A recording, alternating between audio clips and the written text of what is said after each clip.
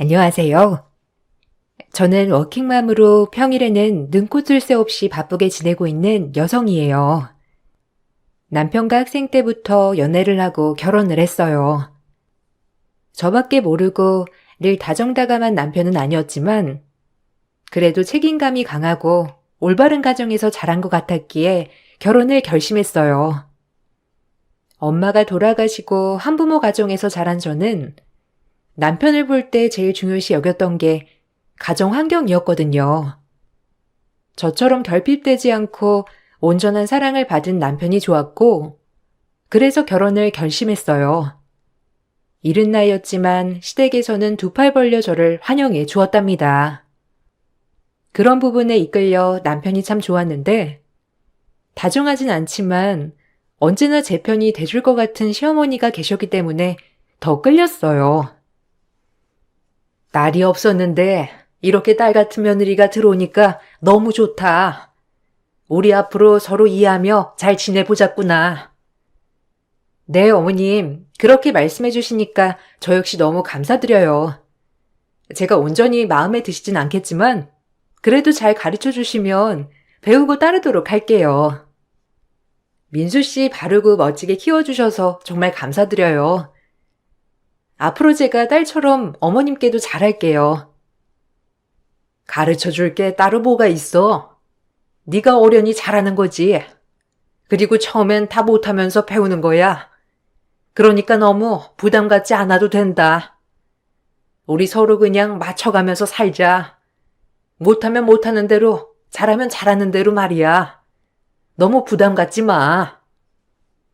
연애 때부터 절 예뻐하셨던 시어머니셨기에 결혼은 문제없이 진행이 되었어요. 엄마가 없는 저를 시어머니는 안타까워하셨고 결혼 준비를 다 도와주셔서 정말 감사했죠. 그렇게 결혼을 하고 저희는 부부가 되었고 정식으로 남편의 집안에 가족이 되었어요. 가족이 많지 않아서 항상 가족의 정이 그리웠는데 당신이랑 결혼한 것 중에 제일 잘한 일이 어머님을 만난 것 같아. 엄마도 예전에 외할머니가 일찍 돌아가셔서 그때 생각이 많이 나시나 봐. 그래서 더 챙겨주시는 것도 있는 것 같고. 다행히 엄마가 당신을 마음에 들어 하셔서 너무 다행이지. 당신도 마찬가지고. 앞으로 우리 이렇게 그냥 행복하게 살자. 당연하지. 친정 엄마처럼 내가 잘 모실 거야. 어머님 같은 분을 만난 건 3대가 덕을 쌓아도 만나지 못할 수도 있으니까. 항상 외로웠던 삶이라고 생각했는데 결혼을 하고 난 뒤부턴 많은 생활이 바뀌었고 그 생활이 너무 행복하다고 생각했죠. 그로부터 아무런 문제 없이 8년간의 결혼 생활 후 아이도 낳았고 아빠랑 단둘이 살았던 저였기 때문에 결혼하자마자 복작복작한 시댁이 좋아 자초해서 시댁과 함께 살게 된 나날이었어요. 8년의 결혼 생활 동안 모두 다 좋았다면 거짓말이겠지만 절 따뜻이 여겨주는 시부모님께 감사하며 결혼 생활을 지냈어요. 그리고 시동생이 결혼을 하겠다며 동서를 소개한 뒤 모든 일상은 바뀌게 되었죠. 동서를 첫 소개하는 날, 동서는 미국에서 대학교도 나오고 학력도 스펙도 엄청난 재원이었고 좋은 조건을 갖춘 여자였어요. 동서는 첫 만남부터 본인에 대한 자신감이 엄청난 사람이었고 그 모습을 제가 봐도 참 멋있어 보인다고 생각했습니다. 미국에서 공부하느라 결혼이 늦어졌다고? 그래도 이게 다 인연이 되려고 지금에서야 너희가 만났나 보구나. 네, 미국에 한 6년 정도 있었고요. 지금은 업계에서 이름만 대면 알만한 광고 회사에 다니고 있어요. 대행사라고 아시죠? 에이, 내가 그런 걸 어떻게 아나. 그래도 대단하구나. 타국까지 가서 공부하기가 힘들었을 텐데. 난 그저 우리 아들이랑 행복하게 사는 거 그거 하나면 되었어. 여기에 네 형님 될 사람이랑 아주버님이셔. 형제들끼리니까 앞으로 잘 지내길 바란다. 네, 그럼요. 형님, 말씀 많이 들었어요.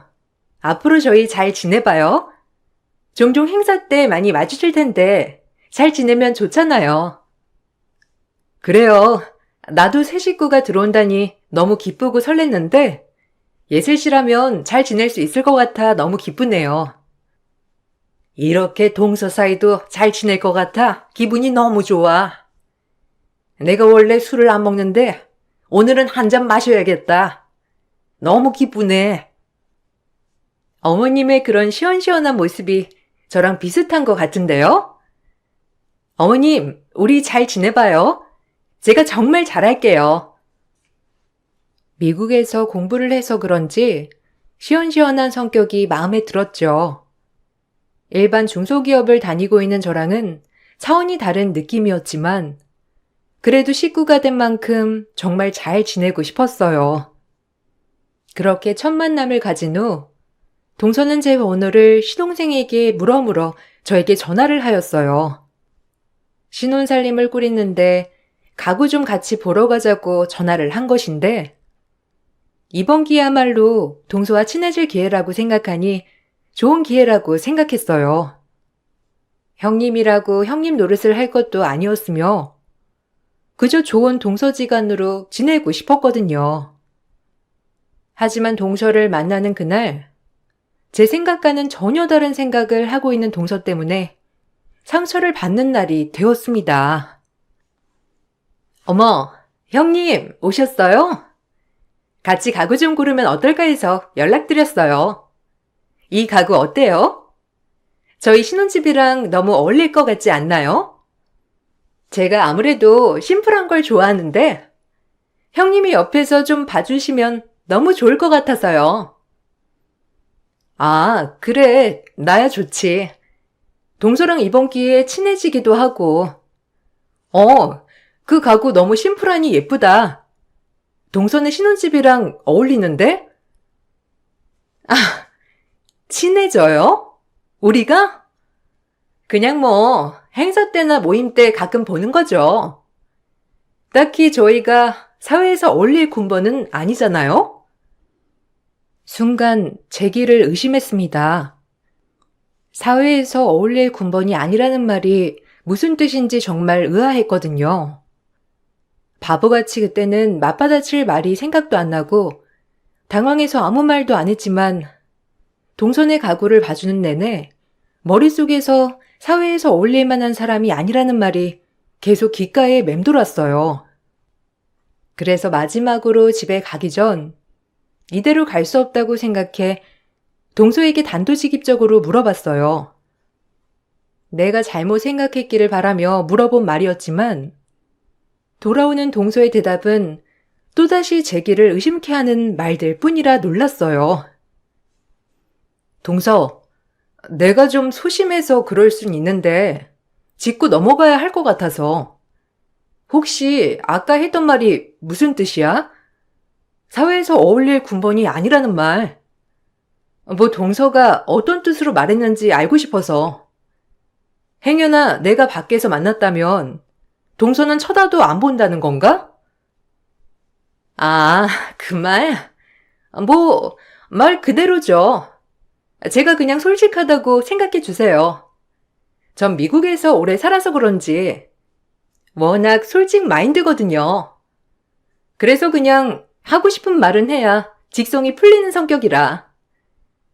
사실 저 같은 고학력 스펙을 가진 사람을 형님이 마주칠 일이 없잖아요? 남편한테 듣기로는 형님은 그냥 물류센터 격리하고 있다고 하던데 제 주변엔 그런 사람은 없어서. 그럼 그 말이 지금 본인은 잘났는데 나는 못났으니 마주칠 일도 없었다. 그러니 친해질 생각도 말아라 라고 한 말이네. 따지고 보면 그렇죠. 뭐 밖에 나와서 하는 말이지만 시댁 가서는 잘 지내는 신용은 할게요. 그런데 막 친한 척은 말아주세요. 동서 이중인격이구나. 그런 성격인지 전혀 몰랐네. 난 또 동서가 가구도 같이 보러 가자고 하길래 동서지간에 우애 좀 다지고 싶어서 그런 줄 알았는데 이렇게 나 초장에 누르려고 부른 거구나? 사람이 그러면 못 써, 알아? 사람 위에 사람 없다는 말이야. 네, 형님이 그렇게 생각하신다면 어쩔 수 없죠. 오늘 가구 골라주신 건 고마워요. 근데 역시나 안목이 영 아니네요. 안목마저 좀 좋았다면 형님이랑 사이를 다시 한번 고려해 볼만 했겠지만 오늘 골라주신 거 보고 좀 놀라긴 했어요. 역시나 했고요. 동서 이런 사람인 거 도련님도 알아? 이건 인성 문제 아닌가? 사람이 어떻게 그런 식으로 얘기를 할 수가 있어? 형님이 좀 고지식한 거죠. 원래 이렇게 전 솔직한 스타일이에요. 아, 이렇게 까놓은 김에 얘기 하나 할게요. 어머님 모시고 계신다고 해서 그 집 재산 다 탐낼 생각은 아니시죠?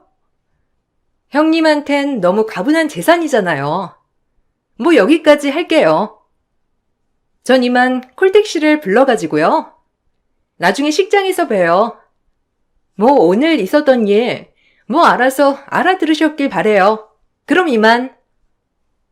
순간 제가 무슨 말을 들은 건가 했고 너무 급작스레 일어난 일이라 사실 대놓고 더 따지지 못한 것이 후회스러웠어요. 동서는 결혼도 하기 전에 남편네 집 재산 얘기를 들먹이며 저에게 충고를 했습니다. 아무래도 제가 이 집안과 맞지 않는다고 생각한 것 같았고 정말 황당하기 짝이 없지만 겨우 중소기업 격리나 하는 저를 그렇게 업신여기고 무시한 거였어요. 그리고 집에 도착한 제 표정을 보고 남편과 시어머니는 무슨 일이 있냐고 하였지만 차마 자존심이 상하고 괜한 분란만 될까 싶어 말을 아꼈고 가뜩이나 어머님이 둘째 며느리 보신다고 저렇게 좋아하시는데 초를 치고 싶진 않았어요. 늘 사랑으로 챙겨주신 시어머니에게 근심을 드리고 싶진 않았고 그저 저 하나만 참으면 된다고 생각이 들었기 때문이죠. 오늘 네 동서되는 사람이랑 가구 잘 보고 왔니? 어때? 성격도 좋고 너랑 아주 딱이지? 너도 성격이 다른 사람보다 무던하고 좋으니까 아주 잘 지낼 수 있을 거야. 그래도 아들들 있는 거 장가들을 다 보냈다고 생각하니까 후련하다. 그렇게 좋으세요? 어머님이 좋아하시니까 저도 너무 좋아요. 이제 속 후련하시니까 더 편하게 지내세요. 그래야지. 이제 여한이 없다. 너도 동서 생겼으니까 혼자 대소사 짊어지지 말고 동서랑 같이 나눠가며 해라. 힘드니까. 에이, 늘 하던 건데요, 뭐. 어머님이 항상 걱정해 주시고 살펴주시니까 저야말로 든든한 지원군을 얻은 것 같은데요.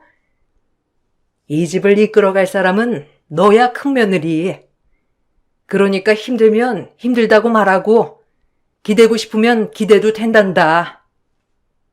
늘 좋으신 분께 저의 고충을 털어놓기란 쉽지 않았고 그냥 그러려니 하기로 마음 먹었어요. 그렇게 시동생은 결혼식을 올리게 되었고 동서가 썩 마음에 들진 않았지만 싹부터 나랑 다른 인간이니 그냥 상종을 말자라고 생각하게 된 것 같아요. 그러고 나서 시댁에 관례적인 행사가 있던 날이었어요. 모든 대소사를 저와 시어머니가 준비했기 때문에 저 역시 따로 동서에게 전화를 해서 오라마라 할 생각은 없었습니다. 어차피 절 그렇게 업신여기는데 제 전화를 받고 와서 저를 도와줄 리는 만무하다고 생각했기 때문이에요.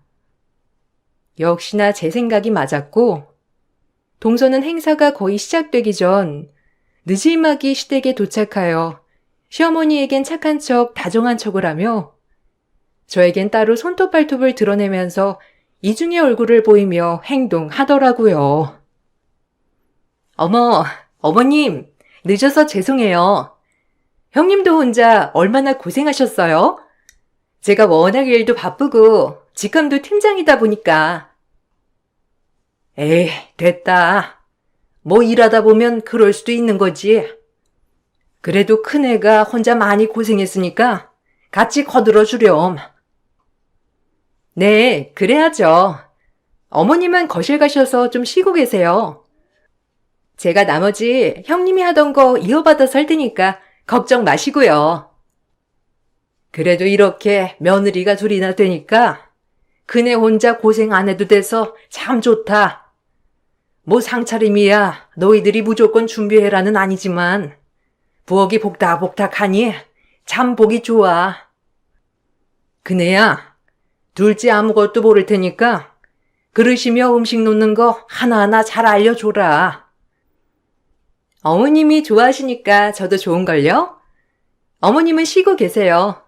제가 형님 옆에서 열심히 조수노릇 할 거니까. 그렇게 시어머니를 거실에 내보낸 뒤 동서는 또다시 저에게만 본색을 드러냈어요. 인간이 왜 이럴까 싶고 살다 이런 인간은 또 처음 겪어봤기에 제가 어떻게 반응해야 할지 모르겠는 마음뿐이었죠. 화도 났지만 애써 침착해야 했어요. 나이도 제가 훨씬 많고 이런 인격장애 인간을 취급해봤자 저에게 돌아오는 건 그저 상처라고만 생각했기 때문이에요. 역시 주방이랑 제일 잘 어울리는 게 형님이군요. 설마 제가 형님처럼 이렇게 일찍 와가지고 거들 거라고 생각하신 건 아니죠? 일반 물류센터 다니는 형님은 모르시겠지만 저같이 직위 있는 사람은 항상 바쁘거든요. 이해하시죠? 내가 동서한테 뭘 바라는 것도 아닌데 뭘 그렇게 나한테 이유를 설명해. 동서한테 바라는 거 없으니까 그렇게 변명 안 해도 되니까 걱정 마. 어차피 동서도 나랑 말 섞고 싶지 않아 하고 나 역시 그런 동서랑 말 섞고 싶지 않으니까. 그런 식으로 얘기하면 마음이 좀 편안해지세요? 저에 대한 자격지심 아니고요. 형님 되는 자리가 정말 존경할 만한 인물이었다면 어땠을까? 이렇게 매일 생각했는데 하필 저와 격이 너무 안 맞는 분이라서 저도 당황스럽거든요. 나 역시 마찬가지야. 이중인격 인간이 내 동서 자리로 들어왔다는 게 참 한탄스럽네. 그저 할 말이라곤 본인의 고스펙 내세워서 앞사람 깔아뭉개는 그런 동서랑 내가 무슨 말을 하겠어. 나도 더 이상 말 섞고 싶지 않으니까 그만 얘기하자고. 이젠 좀 솔직해 보세요. 장남이라고 혹시 이 집 재산 꿀꺽하려는 건 아니죠? 저 만만히 봤다간 큰 코 다칩니다. 뭐 눈에 뭐만 보인다더니 겨우 돈 때문에 이러는 거라면 사람 잘못 봤어. 스펙만 좋지 얼마나 없이 자랐길래 돈에 환장을 해? 뭐예요? 속물 아닌 척 하기는. 내가 형님 같은 사람 엄청 많이 봤지. 안 그런 척 하면서 뒤로는 주머니 챙기려고 하는 거. 정신 차려. 나이도 어린 게 벌써부터 돈돈 해대는 꼴이라니. 동서의 이런 속물근성 진짜 대단하다. 말이 다 안 나오네. 제가 이렇게 단칼에 말을 자르자 동서는 아주 어이없어 하였고 그나마 제 묵은 채증이 내려가는 것 같았습니다. 행사가 끝이 나고 동서네가 돌아간 뒤 마음이 많이 속상해 혼자 부엌에서 술잔을 기울이고 있는데 언제나 다정하고 친정엄마 같은 시어머니께서 무슨 일이냐며 물어오시더라고요. 차마 며느리가 둘이라며 좋아하는 시어머니에게 이런 얘기는 할 수 없었어요. 왜? 무슨 일 있는 거야? 너답지 않게 무슨 혼자 그렇게 생각을 해? 나한테 얘기하긴 좀 그런 거니? 말을 해봐. 아니에요. 그냥 오늘따라 이런저런 생각이 많아서요. 그래도 어머님이 좋아하시는 모습 보니까 저야말로 너무 좋아요. 혹시 네 동서 때문에 그러냐? 걔가 너 속상하게 하든? 뭐 나야 네가 시실콜콜 얘기하지 않으니까 알 수 없지만 혹시라도 불편한 거나 속상한 거 있으면 얘기를 해. 알겠지? 내가 뭐 힘이 돼주지 못할지라도 들어는 줄 테니까. 아니에요. 그냥 이런저런 생각이 들어서 그래요. 그래도 이렇게 생각해 주시고 늘 챙겨주셔서 감사해요, 어머님. 시어머니도 제가 동서 때문에 심란하다는 걸 눈치채셨는지 저렇게 말씀하시더라고요.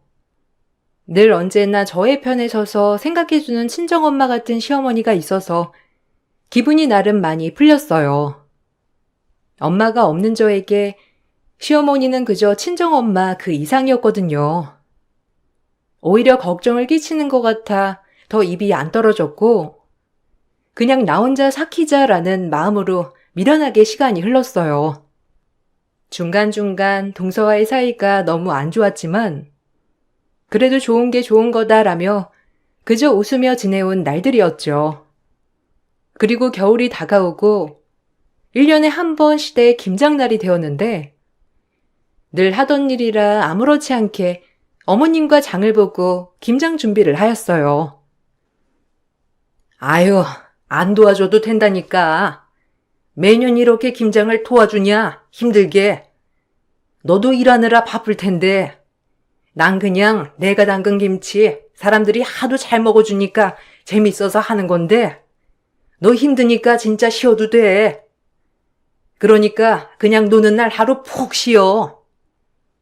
에이, 저 어머님 도와주는 게 제 낙이라니깐요. 그리고 김장날 수육도 먹고 굴도 먹고 얼마나 좋아요. 제가 좋아서 하는 일이니까 너무 그렇게 신경 쓰지 않으셔도 돼요. 제가 힘들면 어머님한테 말씀드릴게요.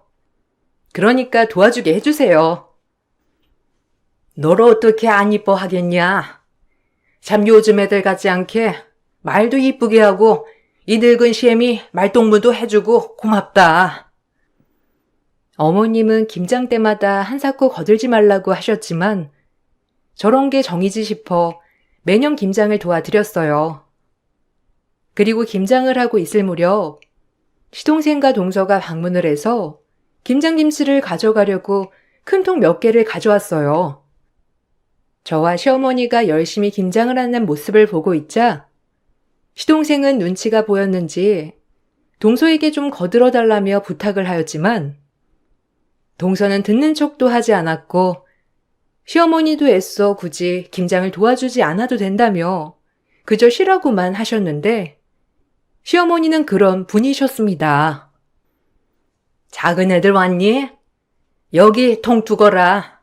김장김치 가져가서 김치냉장고에 두었다가 두고두고 먹으면 맛있을 거야. 네, 어머님, 잘 먹을게요. 지금 먹고 있는 김치도 진짜 맛있는데 나중에 손맛 좀 배워야겠어요. 어쩜 그리 손맛이 좋으실까? 그러지 말고 엄마 좀 거들어줘, 자기야. 뭐 요리도 배우고 싶어 했잖아. 형수님도 힘드시니까 같이 거들면 되겠다. 내가? 나 이런 거 못하잖아. 그냥 나중에 어머님한테 와서 레시피만 가져가지 뭐. 어머님, 그래도 되죠? 전 워낙 똥손이라.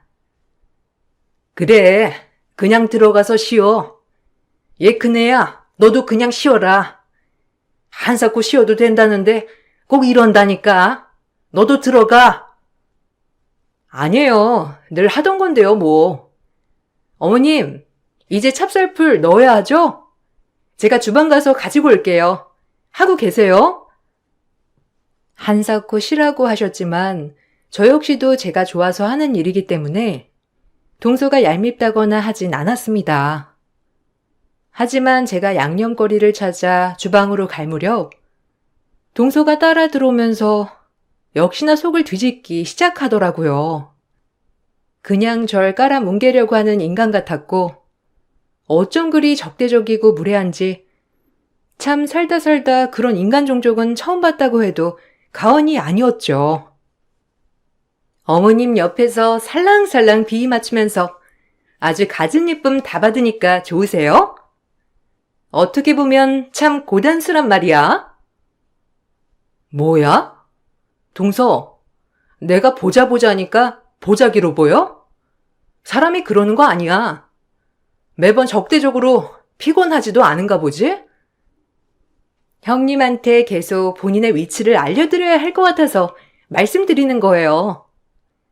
아무리 어머님이 쉬라고 하셨어도 김장 같은 건 형님이 혼자 해도 될 일인 거 아시죠? 전 고스펙이고 형님은 뭐 말 안 해도 아시잖아요. 오늘 굴보쌈이랑 김장김치 같이 들고 갈 거니까 잘 싸주기나 하세요. 그리고 이딴 일은 양심상 형님이 다 해야죠. 어머님이 아무리 쉬라고 하셔도 말이에요. 사람이 양심이 있으면 이런 굳은 일은 알아서 딱딱 해야지. 본인이 도와주는 것 마냥 하면 되겠어요? 웃겨 진짜. 동서의 말이 끝나자마자 화가 나서 반격을 하려고 할 때 주방에 뭘 좀 가지러 오셨다가 저희의 이야기를 엿듣게 된 거예요. 어머님은 동서가 저한테 대하는 태도를 처음 보시고 너무 충격을 받아 이게 뭐 하는 거냐며 소리를 지르셨어요. 저 역시도 어머님과 오랜 세월 한 집에서 살았지만 이렇게 극대노하시는 모습은 처음 보게 되었습니다. 어머님이 소리를 지르시자 동서 또한 놀란 토끼 눈을 하고 어머님께 애써 변명을 하였지만 어머님한테 통할 리는 만무했고 오히려 그 모습을 보고 어머님은 어디서 거짓말을 하냐며 동서를 호되게 혼냈습니다. 말을 하지 않아도 제 마음을 읽은 것 같아 역시라는 생각뿐이었어요. 이게 뭐 하는 짓이야? 너 여태까지 너네 형님한테 이런 식으로 대하면서 앞에서는 상냥한 척 뒤에서는 호박씨 까고 있었던 거냐? 내가 제일 싫어하는 사람이 이중인격인데 네가 그런 인간이었어? 내 집에 이런 인간이 존재한다니? 어머님, 그게 아니고요. 아까 형님이 계속 어머님 도와드리면서 저보곤 하는 것도 없냐고 하시길래 저도 모르게 말이 그렇게 나갔던 거예요. 제가 설마하니 형님한테 그런 식으로 대했겠어요? 어머님도 참, 노용 푸세요. 오해 푸시고요. 동서, 무슨 말을 그렇게 눈 하나 깜짝 안 하고 거짓말을 해? 내가 언제 그런 말을 했다고? 사람이 그렇게 진실성이 없어서 되겠어? 제가 아까 도와드린다고 하니까 형님이 늦게 와서 뭘 도와주냐고 화내셨잖아요. 형님도 참, 어떻게 거짓말을 해요? 뭐야? 바닥이라고 생각했는데 너 진짜 최악이구나. 양심의 가책 없이 거짓말을 하다니. 진짜 소름 돋는다, 너란 인간. 이제 하다 거짓말까지 하는구나. 이 시엠일 뭘로 보고? 네가 아주 우리 집안을 우습게 여겼지. 어디서 이런 게 들어와서? 지금 네가 한 행동 책임져야 할 거다. 내가 이런 말까지 안 하려고 했는데 네가 그렇게 네 형님을 업신여기니 말을 해야겠어. 시어머니는 말씀이 끝나자마자 동서면전에 시어머니가 들고 있던 대야를 던지며 충격적인 말을 이어가셨는데 그건 바로 제 정체를 밝히는 일이었죠. 제 정체를 밝히자 동서는 설마 그럴 일이 없다며 바로 뒤집어지며 갑자기 태도가 돌변했어요. 저 역시도 굳이 밝히고 싶지 않았지만 시어머니는 이 모습을 보고 황당했는지 제 이야기를 하시면서 반성하라고 하더라고요. 네가 그렇게 무시하는 중소기업 다니는 네 형님 부친이 뭐하는 사람인 줄이나 알고 너 까부는 거야? 네가 그렇게 스펙 따지니 내가 말해줘야겠다. 너네 형님네 부친 네가 다니는 대행사인가 뭔지 하는 곳에 임원이야. 그거 알아? 혹시 김만철이라고 들어봤나 몰라? 그 대행사 창업주랑 거의 동고동락하며 지금 회사를 키운 사람이라고 알고 있어 내가. 네? 이사님이 형님네 아버지라고요? 아니 그럴 리가 없잖아요. 왜 근데 형님은 중소기업에서 고작 말단선이나 하면서 이러고 있어요? 형님 아니죠? 그럴 리가 없잖아요. 애초에 제가 다니는 곳을 알았을 텐데 그럴 리 없잖아요. 그리고 아버지가 임원인데 그런 말도 안 하고 이렇게 산다고요? 아니, 왜요? 상식적으로 이해가 안 가는데요? 진짜 맞아요? 아버지랑 나랑은 별개니까 굳이 내가 이런 얘기를 해야 했을까? 근데 동서 꼴을 보아하니 말을 해야겠네. 겨우 회사 팀장 주제에 이사 딸이랑 눈 똑바로 마주치고 말할 짬이나 돼? 나도 동서한테 당한 대로 똑같이 돌려줄게. 두고 봐. 그동안 어머님이 너무 기뻐하셔서 애써 참고 참았는데 이제 다 아시는 마당에 나도 동서한테 당한 스트레스 그대로 갚아줘야지. 고얀 것 같으니라고. 썩 나가. 이제 다신 이 집에 발도 들이지 말거라. 둘째가 너랑 끝까지 산다고 하면 걔도 안 볼 거니까. 아니, 어머님, 형님, 다 오해예요. 제가 요새 우울증이 있어서 약을 먹고 있거든요. 제가 제정신이 아니었나 봐요. 참 변명도 가지가지다. 어디서 우울증을 노네? 내가 너 때문에 우울증 걸릴 지경이다. 이제 입에서 나오는 말이라고 다 내뱉나 봐. 시어머니는 그 말을 끝으로 동서를 내쫓았고 그렇게 시동생까지 쫓겨났어요. 시동생이 동서에게 얼마나 뭐라고 했는지 동서는 저에게 개인적으로 정말 죄송하다며 싹싹 빌었지만 동서가 다니는 회사 이사님이 저희 아빠라는 사실을 알고 빈 것 같은 찜찜함에 용서가 되지 않았죠. 시어머니 또한 상종을 못할 인간이라며 절대 그냥 둬선 안 된다고 신신당부를 하셨습니다. 형님, 오해는 푸셔야죠. 전 형님이 그런 사람인 줄도 모르고 너무 죄송해요. 왜 말씀 안 하셨어요? 제가 이렇게 사과드릴게요.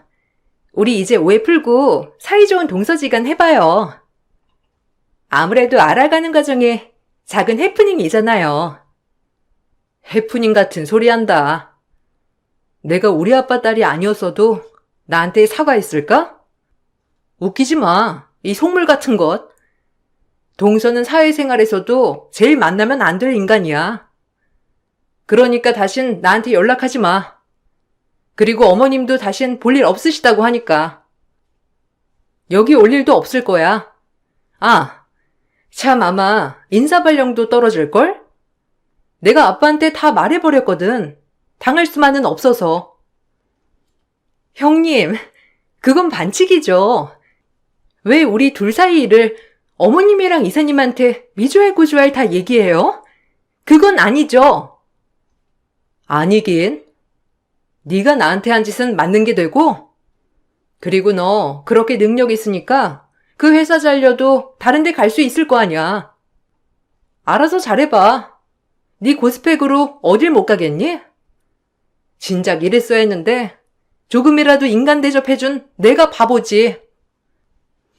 아빠에게 그동안 있었던 일을 모두 얘기하여 동서는 지방 사무실로 자천이 됐지만 거의 그건 그만두라는 말이었기에 동서는 그 좋은 회사 울면서 그만두게 되었습니다. 정말 다행인 건 회사 내에서도 학벌 가지고 직원들을 얼마나 차별했는지 오히려 자천 얘기가 나왔을 때 사내 블라인드 게시판에 동서의 교활함이 세세하게 적혔다고 해요.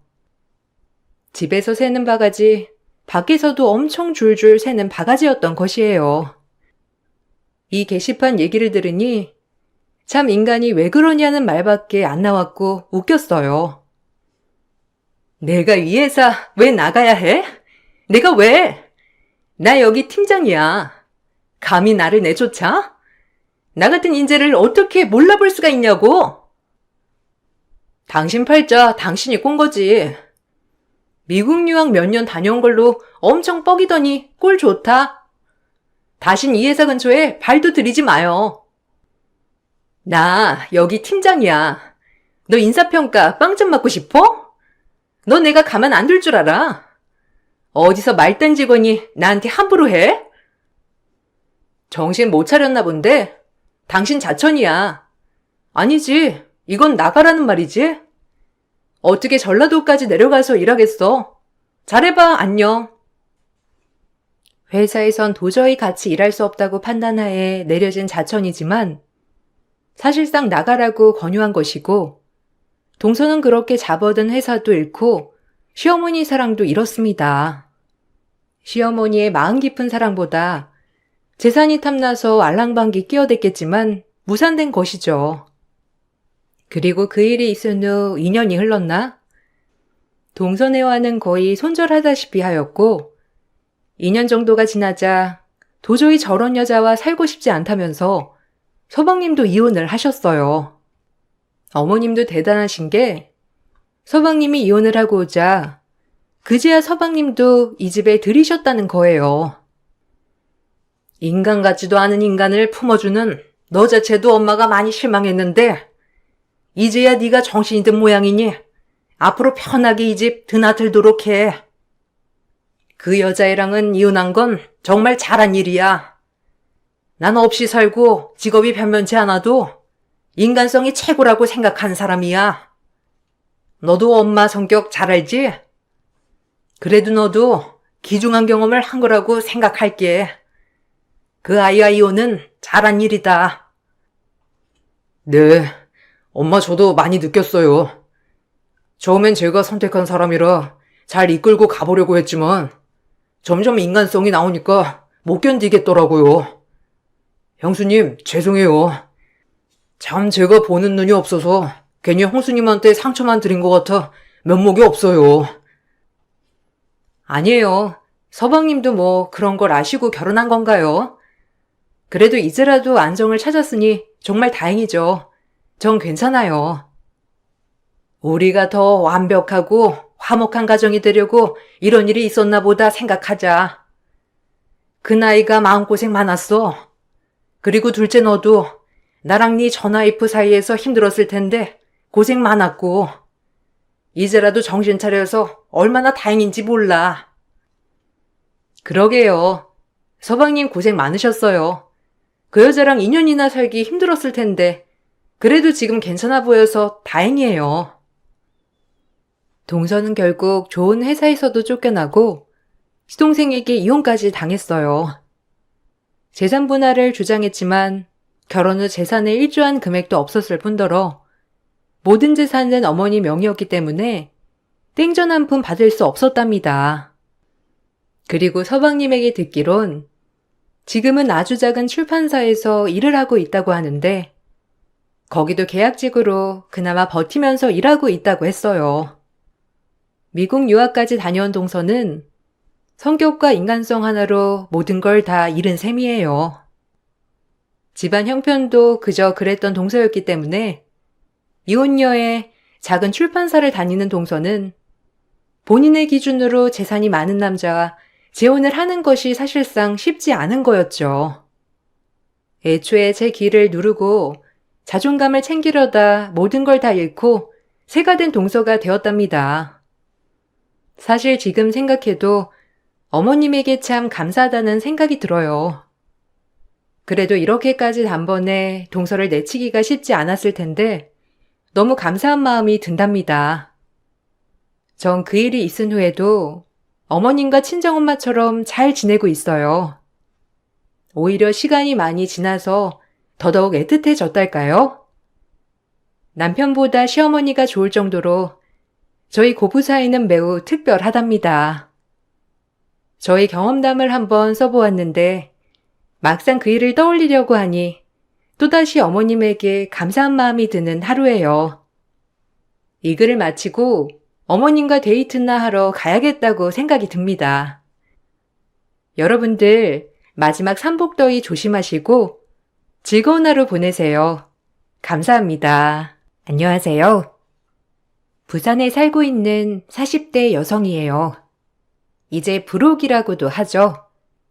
아직 한참 젊은 시절이지만 그래도 제가 겪은 이야기를 여러분들과 공유하고 싶어 이야기를 들려드릴게요. 학원 강사인 남편을 만나서 결혼을 했고 남편은 저와 결혼을 하자마자 부산의 유명 학원가에 학원을 차리게 되었어요. 이 모든 것이 제 덕분이라며 시댁 식구들은 매우 좋아하였답니다. 집안에 사람 하나 잘 들어오니 이렇게 때깔나는 것 좀 봐라. 우리 아들이 학원도 차리게 되고 다 네 덕분이야. 에이, 강수 씨가 능력이 있어서 그런 건데요, 뭐. 전 얼마 보태지도 않았어요. 너무 그렇게 체면 세워주지 마세요.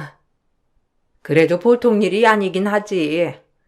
네가 영어 가르치고 강수가 수학 가르치니 아주 너무 보기가 좋아. 이런 복덩이가 어디서 이렇게 나타났을꼬? 널 보자마자 딱 우리 집 며느리 같더니만. 내가 기가 막히게 알아봤지. 딱 우리 집 사람이잖니. 저도 뭐 시댁복 있죠. 원래 같은 계열 사람은 만나고 싶지 않았는데 시원아빠는 정말이지 마음에 안 들 수가 없었어요. 아휴, 말하는 것도 어쩜 이렇게 예쁜지. 그래, 이렇게 알콩달콩 오손도손 살면 늙어서도 가장 친한 친구가 되고 얼마나 좋아. 시부모님이 이렇게 저를 예뻐하시는 데에는 제가 남편의 커리어가 성장할 수 있게끔 옆에서 잘 도와주었기 때문이에요. 남편이 학원을 운영하고 싶어하여 결혼 전부터 지금까지 모은 돈을 보태 학원을 차리게 도와주었고, 저 역시 강사였기 때문에 남편의 학원에서 강의를 하게 되었어요. 원래 옆 학원에서 강의를 하고 있었는데 이직할 생각이 없던 저에게 제안을 했거든요. 그래도 부부가 같이 운영을 해야지. 또 내가 수학이면 당신은 영어니까 우리 상부상조가 될 거야. 같이 해보자. 지금 학원에서 만족하고 있고 또 막상 같이 일하면 부딪히는 일도 있지 않을까? 옆에서 당신 응원하고 싶어. 근데 니네 학원 원장이 막상 다른 학원 원장이랑 부부인 너랑 같이 일하는 것도 찝찝해 할걸? 혹시나 우리 학원에 영업비밀 같은 걸 빼돌리진 않을까? 할 것 같기도 하고 말이야. 거기서 받는 페이보다도 더 쳐줄게. 그러니까 같이 하자. 가족이지만 가장 가까이인 사람이기 때문에 혹시라도 일적인 부분이 겹치게 되면 사이가 나빠질까봐 남편의 학원에서 일하는 것을 꺼려했지만 남편의 적극적인 설득으로 결국 같이 일을 하게 되었어요. 전 전에 가르치던 학원에서도 수강생들이 굉장히 많았기에 제가 남편 학원에서 근무를 하게 되자 수강생들이 모이게 되었고 그로 인해 정말 바쁜 시기를 보냈어요. 이렇게 아무 문제가 없을 것 같던 이 생활 속에서 점점 금이 가는 사건이 발생하게 되었고 그로 인해 저희 사이는 악화되었어요. 원장님 방 수강생들 반토막 났는데? 쌤 수강생들은 강의를 못 들어서 난리라 좀 심기불편해 하시더라고요. 에이, 우리 원장님 그런 사람 아니야. 수강생들이야 뭐 줄을 때도 있고 많아질 때도 그런 거지. 신경 쓰지 마. 괜찮아. 아니 그게 아니라 쌤 수강생들 어머님 만나면서 뭐 안 좋은 말을 퍼뜨리시는 것 같기도 하고 하여튼 신경 쓰셔야 할 것 같아요. 정말 믿고 의지했던 남편은 본인이 저보다 더 위에 있다는 것을 보여주려고 했는지 제 수강생들과 학부모들에게 이간질을 하며 저를 폄하하고 있었고 그로 인해 속상하게도 그 많던 수강생들이 하나둘 빠져나가고 있는 것들을 알게 되었거든요. 원래가 성취 욕구가 많은 사람인 걸 알았으나 이렇게 남을 깎아내리면서까지 본인의 업적을 쌓을 줄은 꿈에도 몰랐어요. 이건 진짜 큰 문제야. 학부모들이 알아봐 난리 나지. 어떻게 당신이 나에 대해서 그렇게 폄하 발언을 하고 오히려 내 수강생들을 빼돌려서 다른 쌤들한테 심어줄 수가 있어? 나 진짜 너무 황당해서 말이 안 나. 당신이 그랬다는 거 사실이야? 나 이대로 그냥 못 지나쳐. 당신이 나에 대해 거짓말로 짓거린 거 다 오픈할 거야. 진실 아니라고 말할 거니까 그렇게 알아. 네가 지금 스카이 나왔다고 나 우습게 보는 거지? 그러지 않고서야 어떻게 이걸 오픈해? 절대 안 돼. 부산 바닥이 넓은 것 같아도 소문이 얼마나 빠른 줄 알아? 그러니까 왜 남편을 밟고 일어서려고 해? 네가 네 수강생들 등에 업고 원장이 나를 이겨먹으려고 하는 거 모를 줄 알아? 김쌤한테 다 들었어. 나 없을 때 원장인 척하면서 이래라 저래라 한다고. 아니, 남편이 원장이면 남편 없을 때 내가 당연히 원장처럼 운영해야 하는 거 아니야? 그렇다고 시기 질투해서 애들 대학도 못 보내는데 돈만 밝히고 능력도 없다고 학부모들한테 그렇게 얘기하고 다녔니? 어쩐지 수강생이 빠진다 했어. 맞잖아. 너 솔직히 돈 많이 밝히고 능력은 나보다 없잖아. 네가 나보다 학벌이 좋다고 날 무시하는 거 누가 모를 줄 알아? 결혼 전부터 저에게 자격지심이 있었지만 이 정도일 줄은 차마 몰랐어요. 사실 학원을 오픈하기 전에도 무조건 본인 이름을 걸어서 학원을 차려야 한다고 했던 사람이었고, 그럼에도 본인 수강생들은 계속 줄어들고 있는 와중에 제 수강생들만 늘어나자 이것을 남편은 못 견뎌 했던 거예요. 그러면서 저에 대해 견제를 하기 시작했고, 그렇게 저를 폄하하고 다녔던 겁니다. 자기야, 자기랑 나랑 부부 사이야. 내가 자기를 왜 견제해? 오히려 자기가 잘 되면 좋은 거지. 자기가 뭘 오해하는지 모르겠어. 솔직히 학부모들이 여기 학원에 왜 보내겠어? 부부가 운영하는데 둘 다 토클래스니까 그런 거 아니겠어? 난 솔직히 이 시너지 효과가 크다고 생각해. 근데 어떻게 당신이 날 폄하하고 뒤에서 까내리면서 학부모들이랑 짜고 날 엿먹일 수가 있어? 남편은 수강생이 많은 저를 시기 질투하여 학부모들에게 저에 대한 안 좋은 소문을 퍼뜨리며 수강생을 본인 반이나 다른 강사들에게 빼돌렸고, 그로 인해 전 참을 수가 없어서 이걸 폭로하겠다 했어요. 하지만 이것을 시부모님들도 아시게 되었고, 시부모님들 또한 저를 꾸짖으며 말리기도 여러 차례였어요. 오히려 저만 이상한 사람으로 몰아가는 느낌이 들었죠. 굳이 잘 살고 있는 지금 왜 이런 문제를 들쑤시냐며 시어머니는 저를 탓하고 이 일을 덮어두라며 다그치기 시작했답니다. 잘 나가던 수학 강사가 마누라 시기 질투해서 수강생 빼돌린다는 게 말이 되니? 그냥 입 다물고 가만히나 있어. 어머님, 이건 범죄예요. 솔직히 학생들을 기만하고 학부모들을 기만하는 거랑 뭐가 다르나요? 전 이걸 묵과할 수 없어요. 명예훼손이랑 뭐가 다른가요? 전 이 사람을 위해서 이렇게 학원 운영하는데 금전적으로 도움까지 줬는데 이게 뭐예요? 입 다물라면 다물 것이지. 네가 뭘 그리 잘났다고 따따붙다 따져대? 우리가 그렇게 하라는 거면 해야 하는 거야. 그건 진짜 아니죠. 어머님과 이희가 절 아무리 뜯어 말려도 전 할 건 해야겠네요. 이건 범죄나 다름없어요.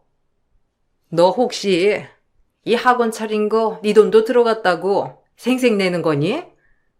전 재산 털어서 투자했으니 네 명의로 돌리려고 그러는 거지? 어머님, 저를 그렇게 모르세요? 남편이 잘 되면 저도 잘 되는 건데 제가 굳이 왜 그러겠어요? 현명하게 생각 좀 하세요.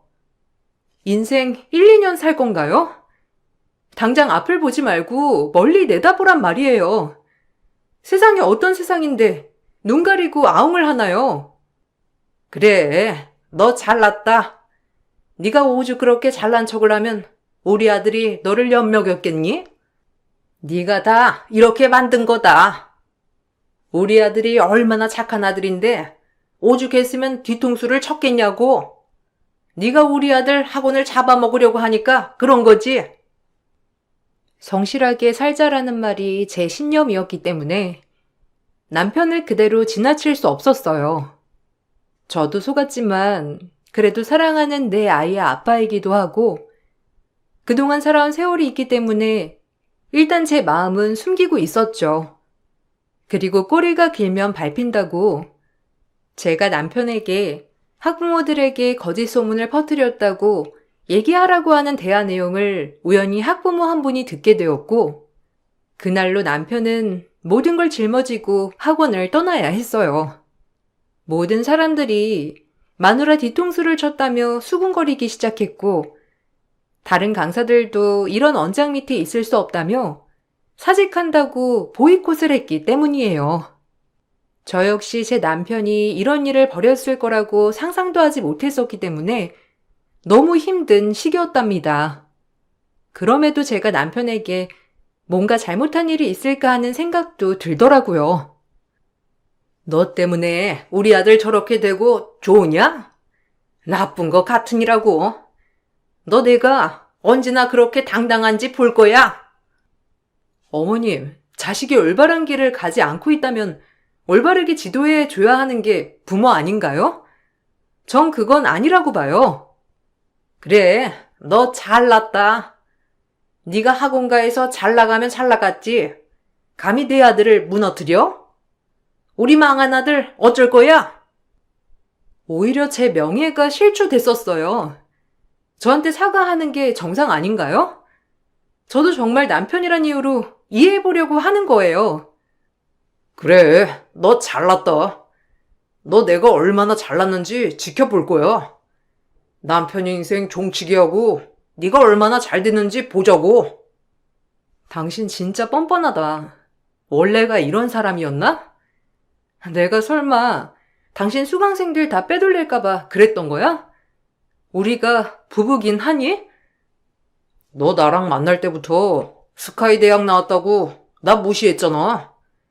내가 부산대 나와서 넌 늘 나보다 네가 위에 있다고 생각했지? 아니? 왜 그렇게 생각해? 나 진짜 이해가 안 가서 그래. 뭐 때문에 그런 거야? 도대체 진짜 모르겠어서 억울해. 제가 피해자였음에도 불구하고 남편이 사직을 했다는 이유로 전 시댁과 남편에게 늘 구박을 받아야 하는 신세가 되었고, 그럼에도 남편 옆에 있었던 것은 홀로 절 키워주신 친정아빠가 혹시라도 본인이 혼자라서 제가 그것을 보고 배웠나 싶은 생각에 죄책감을 가질까봐, 그리고 하나밖에 없는 제 아이 때문에 꾹 참았답니다. 그리고 남편이 충분히 저에게 섭섭할 수도 있다고 생각을 했기 때문에 남편의 분노가 사그라질 때까지 기다려주고 싶은 마음이 가장 컸던 것 같아요. 이 일로 남편을 저버리는 것은 아니라고 생각이 들었고, 결혼도 의리라고 생각했기 때문에 같이 가야 하는 것이 맞다고 생각했어요. 제 길을 내가 이제 어떻게 해? 너 때문에 내 인생 망쳤으니 가정경제 네가 알아서 책임져. 아 맞다. 네 친정 돈 좀 있냐? 그래도 니네 아빠 뭐 공장 같은 거 하나 운영하시긴 하잖아. 아, 다 망해가는 폐공장이지?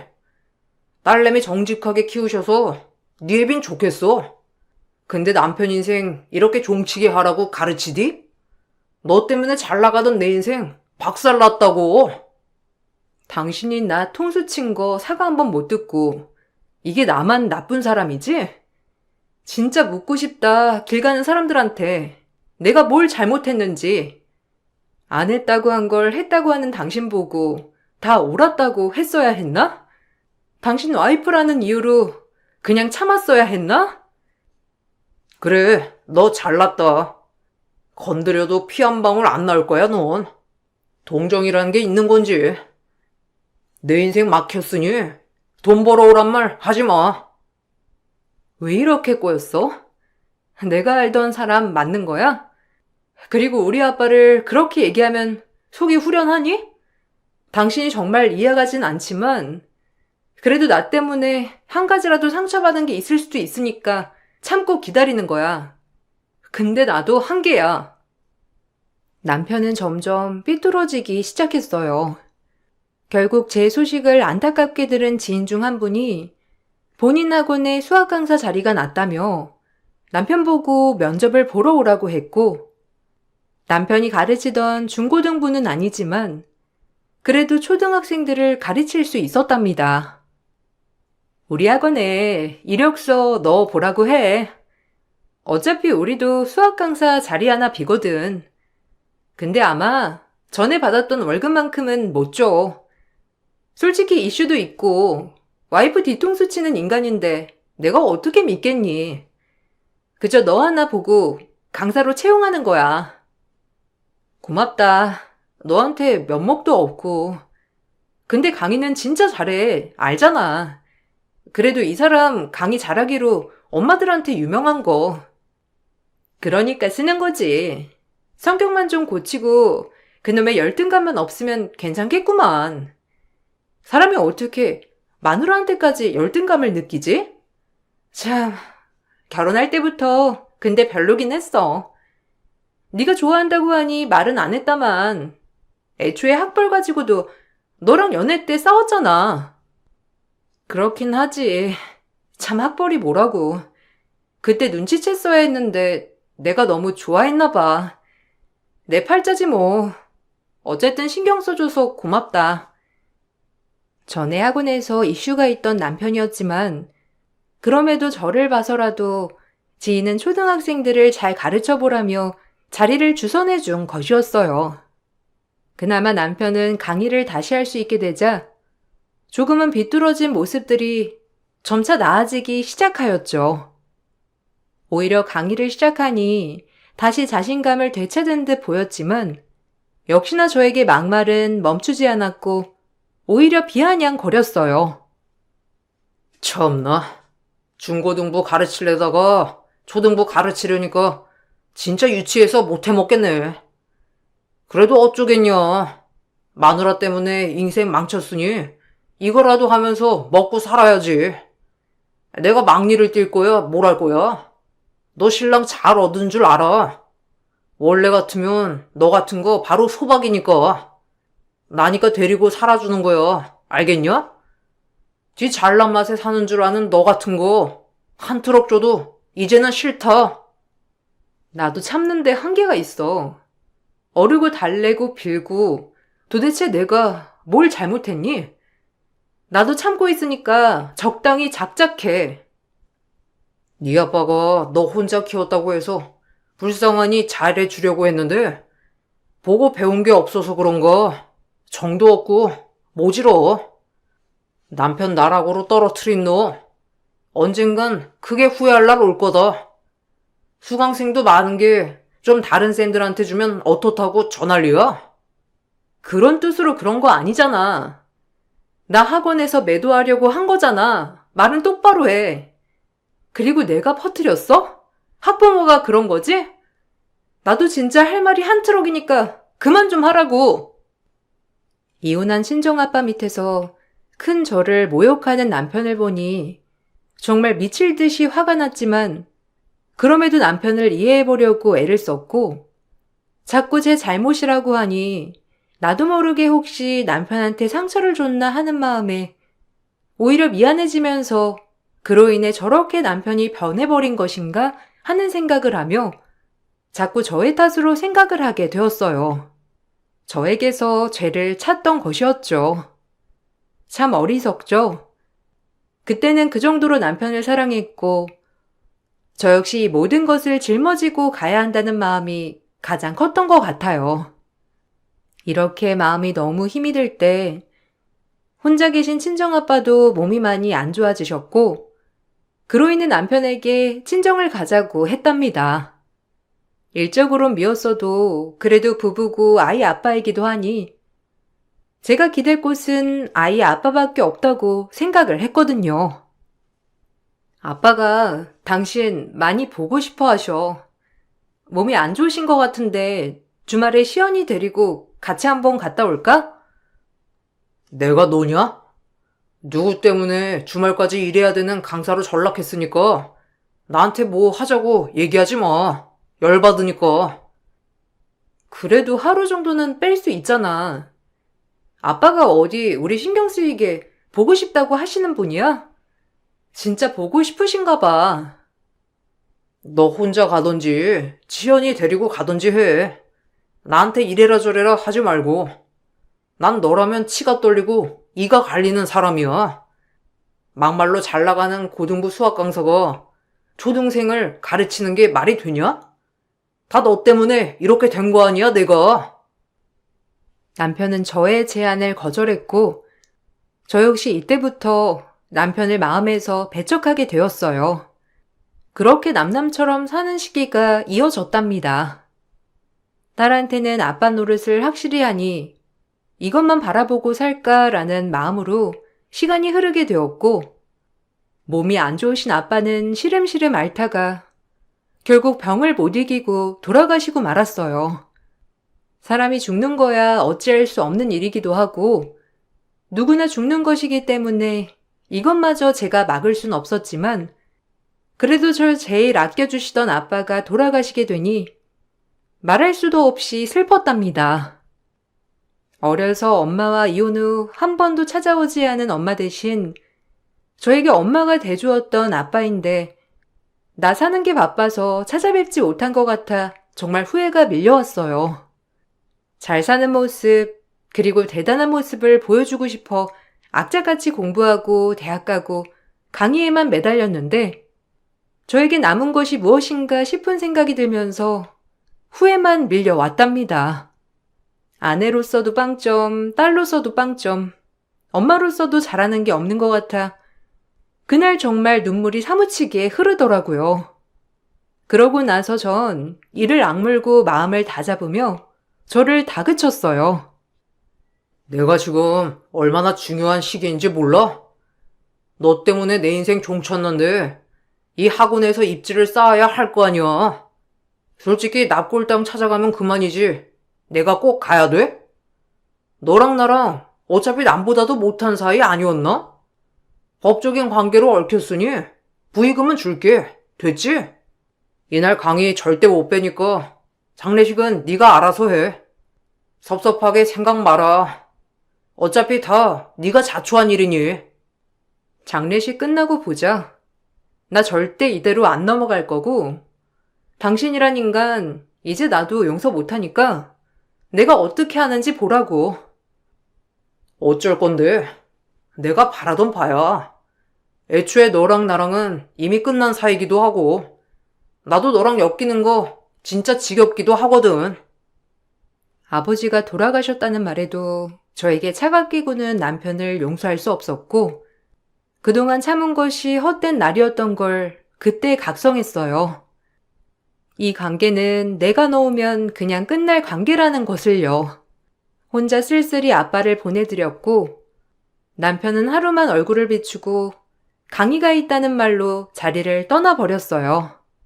친척분들이 욕을 하셨고 저 역시 아무리 남보다도 못한 사이지만 정말 원망스럽더라고요. 그리고 친정아빠 발인을 마치고 집 대문을 열었더니 남편이 학원에서 과장에 진급했다고 학원 선생님들과 본인 지인들까지 50여 명을 불러 축배를 들고 있었어요. 그 모습에 입을 다물지 못했고 남들이 눈치를 볼 정도로 제 얼굴을 보자 사악하게 말하더군요. 쥐뿔 없는 장인 죽었으니 축배 들어야지. 어차피 뭐 별 도움도 안 됐는데 뭘 그렇게 넌 질질 짜고 있냐? 너도 네 인생 사느라 바빴잖아. 이제 와서 효녀 코스프레 그만하세요. 강이라면 악자 같은 네가 왜 감정 심한 인간인 척이야? 말 다 했니? 그래. 무슨 말이 더 필요해. 그냥 깔끔하게 이혼하고 양육권 친권만 줘. 그리고 끝내버리자. 지친다. 내가 원하던 바야. 어차피 이렇게 살아간들 무슨 소용이냐? 넌 너 잘난 맛에 살아. 난 나대로 살 테니까. 초등부에서 나 가장으로 진급했어. 이게 내 능력 아니겠냐? 너 없어도 나 이렇게 날개 피고 날아간다 이 말이야. 내가 썩은 동아줄을 붙들고 있었지. 솔직히 지가 강의만 좀 잘하고 아줌마들 홀린 거 말고는 잘난 게 뭐가 있어? 그러니 저렇게 냉정하지.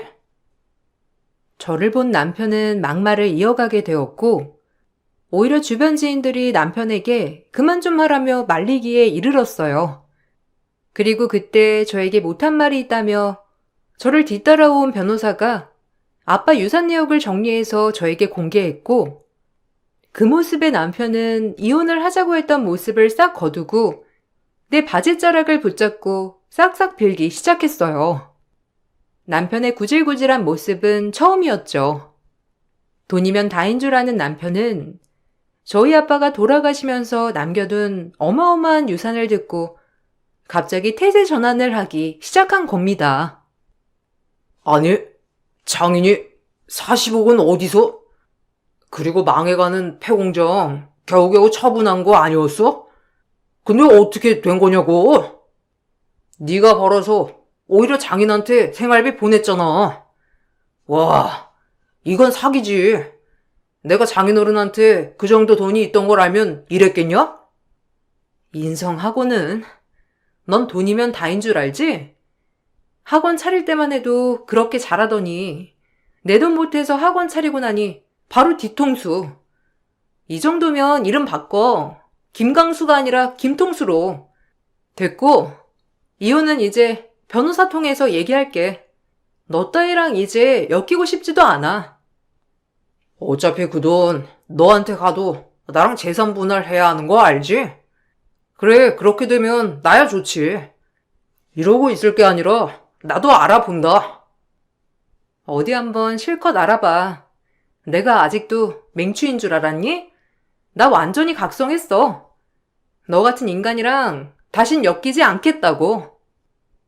전 그렇게 수십 명에 달하는 사람들 앞에서 남편에게 이혼을 통보했고, 남편은 제가 물려받은 재산 때문이었는지 끝끝내 이혼에 응하지 않았어요.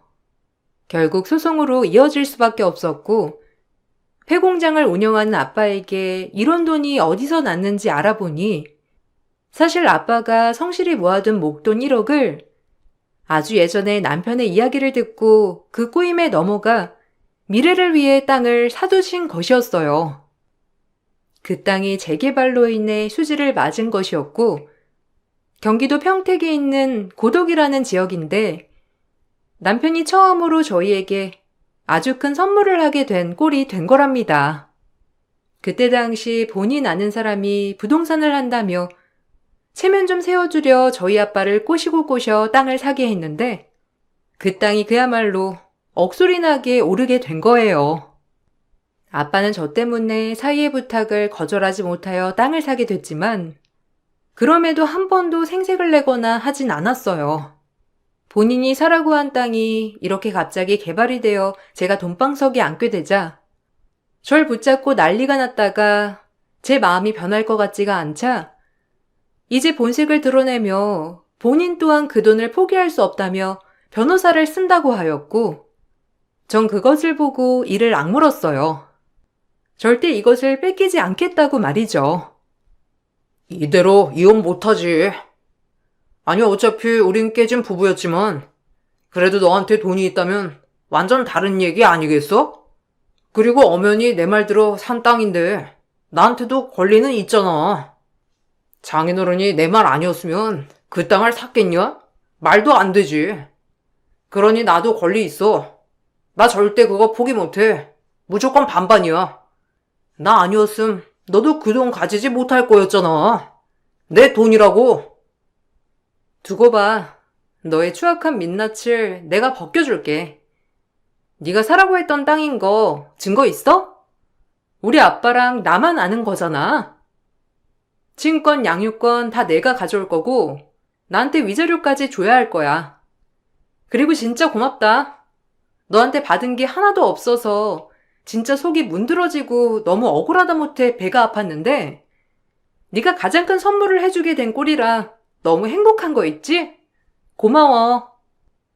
법정 공방이 이어졌고 사실 남편이 저에 대한 명예훼손으로 이미 전적이 있었기 때문에 학원 강사들의 증언을 토대로 명예훼손 그리고 이혼 소송을 걸었던 이유에 대해서도 넘쳐나게 되었어요. 아버지 장례식장에 하루만 참석하게 된 것, 발인날 상식적이지 못하게 본인이 진급했다고 집에서 파티를 연 점까지 저의 피해 내용은 극심했습니다. 제가 다 당한 일들이지만 변호사를 통해 직접적으로 듣게 되니 인간이 아니라 사이코와 결혼했다는 말이 딱 맞았어요. 제가 주장하는 것은 위자료와 친권, 양육권이었고 남편 또한 양육권을 두고 주장을 하더라고요. 저흰 그렇게 아이를 두고 싸워야만 했고 2년 7개월이란 소송이 이어졌어요. 당연히 상속에 관한 재산이었기 때문에 남편과는 별개라는 판결과 함께 남편은 혼인 파탄의 사유가 되었기에 저에게 위자료를 주어야 했고 제 벌이가 훨씬 많기도 했고 아이가 저와 살기를 원했기 때문에 친권 양육권은 제가 무사히 가져올 수 있었답니다. 남편은 그 땅에 대한 소유권을 주장했지만 받아들여지지 않았어요. 구두로 사라고 했다는 땅을 어떻게 본인이 권리를 요구할 수 있나 싶었던 것이죠. 남편은 부동산 중개인까지 들먹거리며 그 땅을 포기하지 않으려 했지만 모두 절 도와주려 그랬는지 안타깝게도 그 땅을 샀을 때 남편과 같이 아빠를 설득시킨 분은 이미 암을 치료하시다가 그만 돌아가시고 말았더라고요. 사실상 남편이 주장하는 권리 또한 구두로 주장하는 것이었기 때문에 법정에서 절대 받아들여지지 않는 말이었답니다. 냉전 한 푼 없이 이혼당하니 어떠니? 나한테 위자료나 잘 보내. 양육비 밀리지 말고. 맘 같아선 이 학원 바닥에서 널 끝장내고 싶다만 시연이 양육비는 벌어야 하니 이 정도에서 끝내는 줄 알아. 평생 열등감에 찌들어서 마누라 질투하는 꼬락선이 역대급이야. 너무한다. 그래도 살아온 세월이 있는데 이렇게까지 하냐? 그래, 인정해. 너한테 열등감 느낀 거, 넌 잘 나가는 학원 강사에 인기도 많고 페이도 나보다 훨씬 세고 그런 널 이겨야 내가 진정한 가장이라고 생각했어. 날 이해 못해줘? 내가 너한테 미안하니까 이렇게 사과할게. 그러니까 양심적으로 그 땅값은 나 반 줘야 하는 거 아니냐? 예정을 생각해서라도. 안 돼. 내가 미쳤니? 너한테 줄 돈이 있으면 노숙자들 적선을 하겠어. 그리고 너 이해 못해. 아니 하려고 했는데 도저히 이해가 안 되더라. 장인 돌아가시고 나서도 축배 들고 난리친 너 사람 같지 않아서 절대 상종하지 않을 거야. 잘 살아라. 그게 마지막이었어요.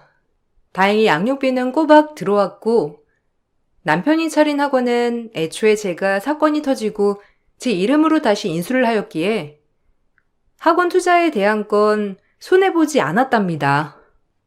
그리고 아빠가 저에게 남겨준 땅에 건물을 세워 월세를 받았어요.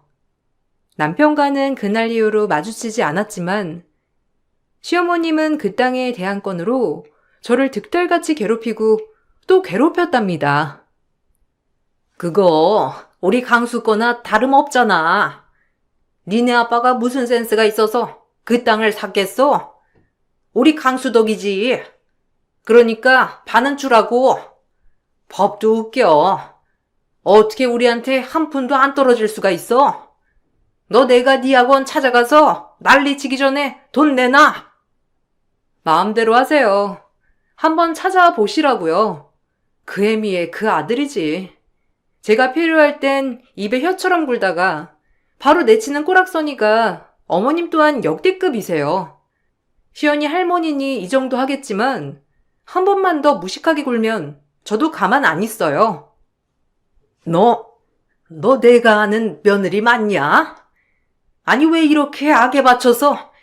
그래도 내가 어른인데 너 진짜 너무하구나. 절 이렇게 만든 건 시연아빠랑 어머님이세요. 그러니까 더 악에 바치게 하지 말고 전화 좀 그만하세요. 더 돌기 전에. 너네가 그 돈 절대 포기 못한다. 내가 누군데 그 돈을 포기해? 우리 강수는 미련하게 포기했을지 몰라도 강수 때문에 산 땅이라며. 그럼 엄연히 강수 지분이 있는 거지. 나 절대 포기 안 할 거니까 너 마음 놓고 있지 마라. 알겠니?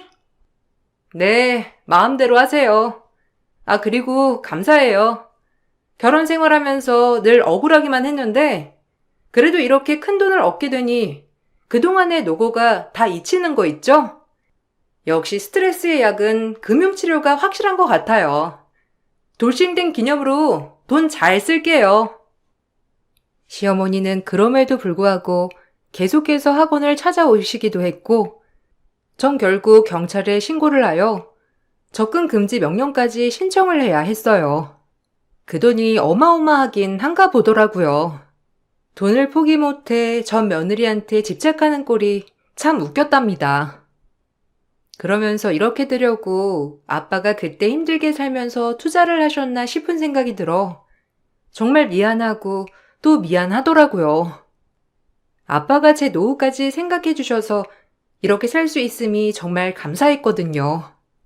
부산과 평택으로 왔다 갔다 다니다가 이제 아빠도 안 계시는데 제가 부산에 있을 필요는 없을 것 같아 딸아이가 중학교를 들어가는 시점으로 전 평택으로 이사를 하고 살고 있어요.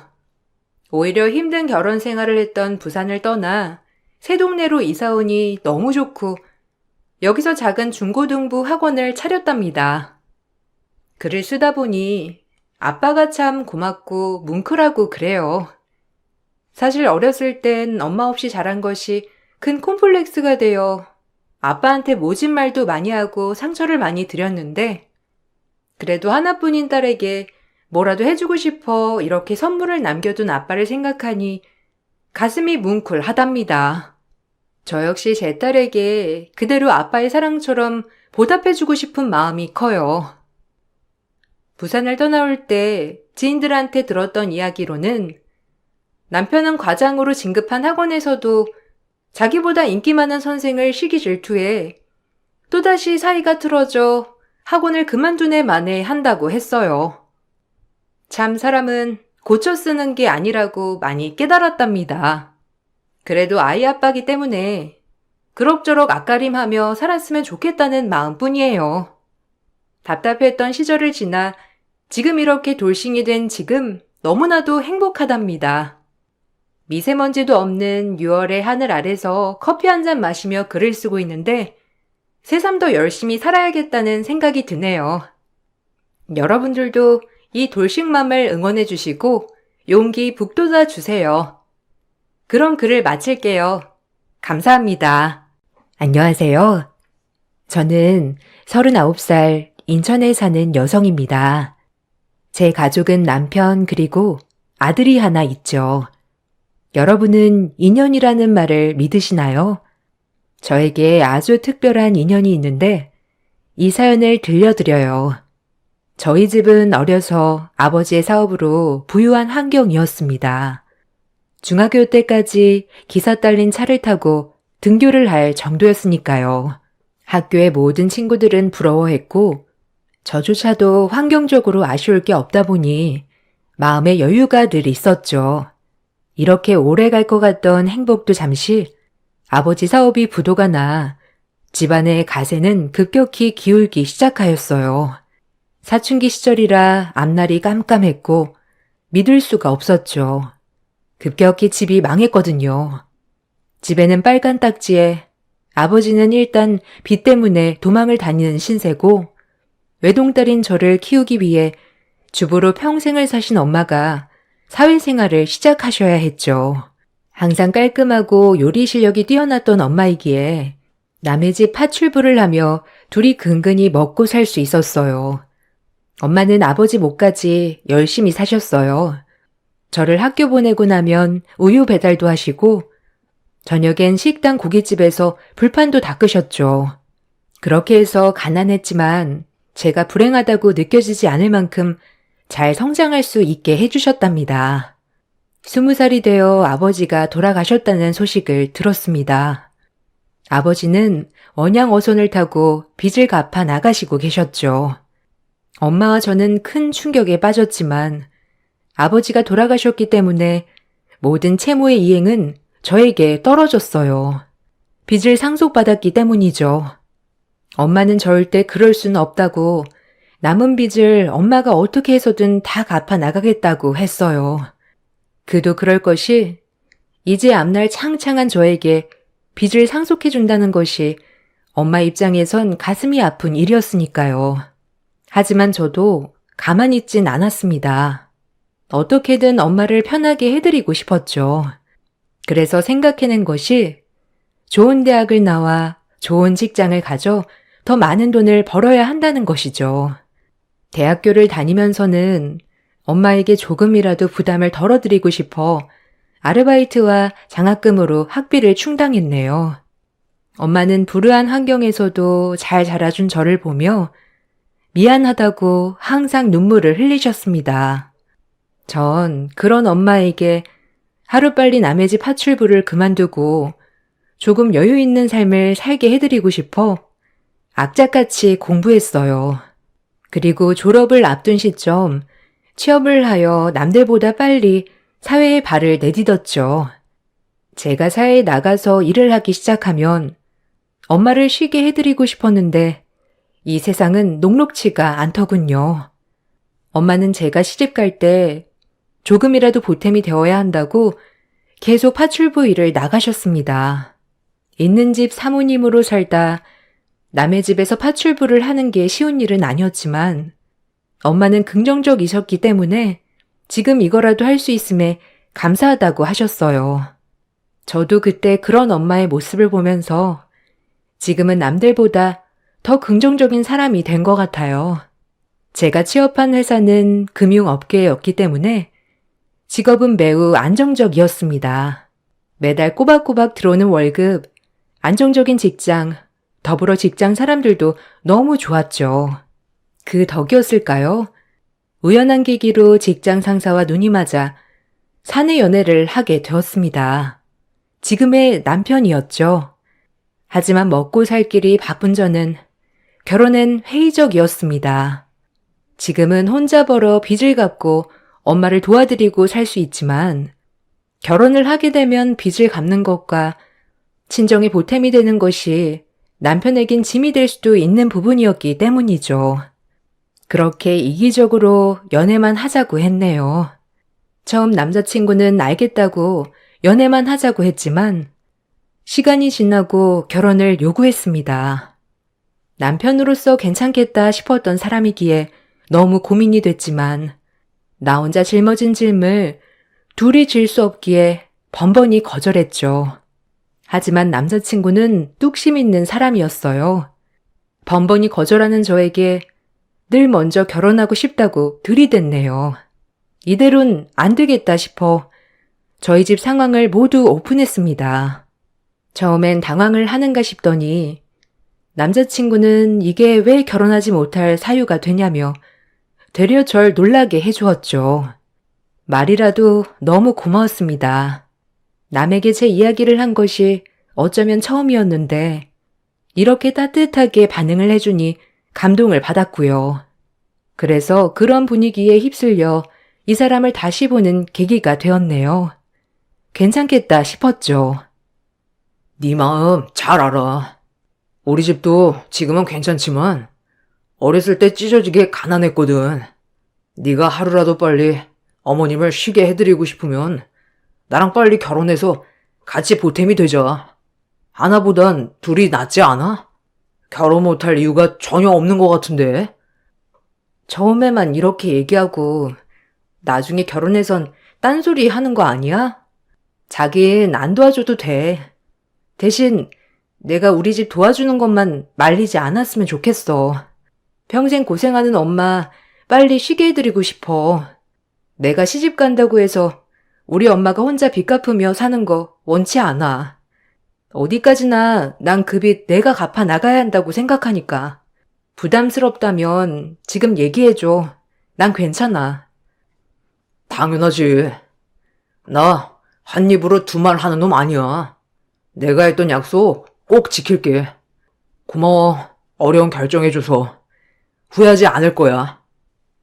근데 오빠네 부모님이 혹시라도 이 사실을 아신다면 좋아하실까?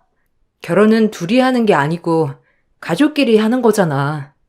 며느리가 빚도 있고 친정엄마도 부양해야 한다면 반대하시지 않겠어? 난 괜찮지만 우리 엄마 눈물 나게 하고 싶지 않아. 우리 집에는 천천히 얘기하자.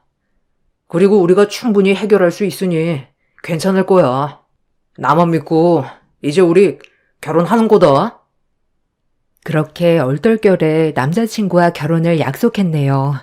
집에 와서 엄마에게 결혼을 할 것 같다고 얘기를 하자 엄마는 너무 기뻐하셨습니다. 내심 혹시라도 짊어진 무게 때문에 결혼을 포기하고 사는 건 아닌가 걱정을 하셨거든요. 딸이 사랑하는 사람과 평범하게 새 출발을 한다고 하니 엄마는 무엇보다 기뻐하셨어요. 아, 정말 이것이 효도이구나 라고 느꼈네요. 그렇게 결혼 준비는 신속히 이루어졌습니다.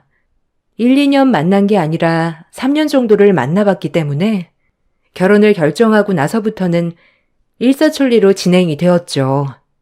다행히 남친 부모님께서는 제가 아빠가 없다는 얘기를 듣고 시아버지께서 대신 결혼식 때 손 붙잡고 들어가는 얘기도 하셨다고 했어요.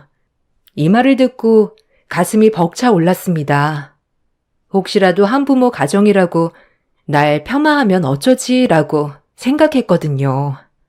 상견례 당일 긴장한 엄마의 두 손을 꼭 붙잡고 상견례장으로 들어갔습니다. 온화해 보이는 어머님 그리고 아버님이 계셨죠. 남자친구에겐 결혼한 형이 2명 있었는데 저희 집에 가족이 많지 않아서 딱 부모님만 모시고 상견례를 진행하게 되었어요. 아유, 반가워요. 어머, 사무인, 말씀 많이 들었습니다. 우리 민정이 이렇게 예쁘게 키워주시고 시집 보내주셔서 감사합니다. 아유, 아닙니다. 사돈, 제가 더 감사하죠. 부족한 게 많은 아이입니다. 부디 너그럽게 사랑으로 가르쳐 주세요. 그거 하나뿐입니다.